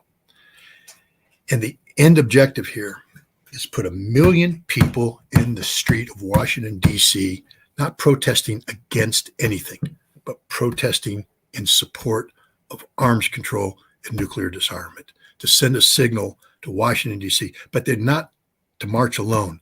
I want 1 million Russians in the streets of Russian cities, not marching in opposition to anything they're going, but marching in support and solidarity with these people. So I agree. Get off your beep. We'll bleep out that word. Get on your feet and let's move. But we got to organize this. We got to get this message out. But the most dangerous threat to America and the world today is nuclear war. And the only way to mitigate that threat is through disarmament. And the only way to get disarmament is to wake our politicians up. We can't wait for RAND reports to hint at the importance of arms control, because it could spin out of control and we can die. We need to get boots on the ground, in the streets, peaceful, not protesting against, protesting for, letting our leaders know that disarmament and nuclear disarmament is one of the most important issues for the American people. And we need that policy done. And then we need to convince people that this isn't going to weaken us. We need the Russian people to come up again, not in opposition to what their government's doing, but in solidarity with this message. Because remember, it's not Russia that left these arms control treaties. It's us. It's not Russia that has lied to the Americans. It's the Americans that have lied to Russia. So the Russians don't have to. I mean, if they were Americans, they would never do this. They would say, no, we have all the advantages. We don't need to do this. But they're not. They're Russians with compassion, with a heart. I'm hoping I can motivate them. And I'm hoping I can motivate the American people so we can have sometime in the not too distant future this demonstration in support of saving the world, disarmament. Now, you say that's pie in the sky. Look, I participated in the Million Man March in London back in 2002, and I've done demonstrations here. And I'm not a big believer in demonstrations. I'm really not. But I had a guy remind me the last time I spoke. He said, in 1982, we put 1 million people in Central Park in support of disarmament. And I went, holy cow, let's do that again. So that's where I'm at. So yeah, I agree with the guy. We need to march for peace, march for nuclear disarmament. And I will be calling upon you and everybody else. I'm saying, when I say you, I mean the guy who asked the question. I will be calling upon you to strap on your boots one more time and make one more effort, one more push for the cause. And the cause is saving the world so that your grandchildren can grow up and enjoy the same miracle of life that we all do. Thank you for that. That's a brilliant way. That's a brilliant place to stop. To stop this show. Thank you very much, Scott. A great live stream, nearly 3 hours. Any final thoughts? I mean, that was a great final thought, Scott, but any final thoughts, Alexander? I just wanted out the show. I should have said this. I absolutely do recommend Scott's book. It's absolutely a wonderful book, if I may say. And of course, it was very moving to me because, of course, I remember all that time in the 1980s when we had the INF Treaty. It's a time of hope. I mean, it seems extraordinary today. Yeah. A hope that was thrown away, but there's something left. And the very fact that we had that experience and that we've seen how it worked shows that it can be done. It can be done again. So absolutely do read Scott, do get Scott's book, do absolutely read it. And I read everything now on Kindle, I'm afraid, because as everybody knows, I have eye problems. But Scott, I will certainly get myself a hard copy. And when you come to London, or when I find myself in Albany, did you say? Albany, New York. Well, just come to New York City. I can make my way down. New York City, one of my favorite places. Then definitely, I would love to have your signature. Okay, well, thank you very much. And again, thank you guys for having me on. Like I said, everybody was saying, you got to go on the Duran. I'm like, they got to ask. You asked, I'm here. And I think I'm grateful for you for giving me the opportunity to talk to you and answer the questions from your audience. Thank you very, very much, Scott. Thank you, Alexander. Once again, we will have all of Scott's information, the book, Substack, Twitter. It will be down below as a pinned comment. Thank you to everyone that watched us on Rockfin, Odyssey, Rumble, YouTube, theduran.locals.com. And thank you very, very much to all of our fantastic moderators, Zariel, Alan Watson, Peter Valies, and I hope I didn't miss anybody. Thank you very, very much. Reckless Abandon. Thank you very much. Very, very, very, very, very much to our moderators. That is the show. Take care, everybody.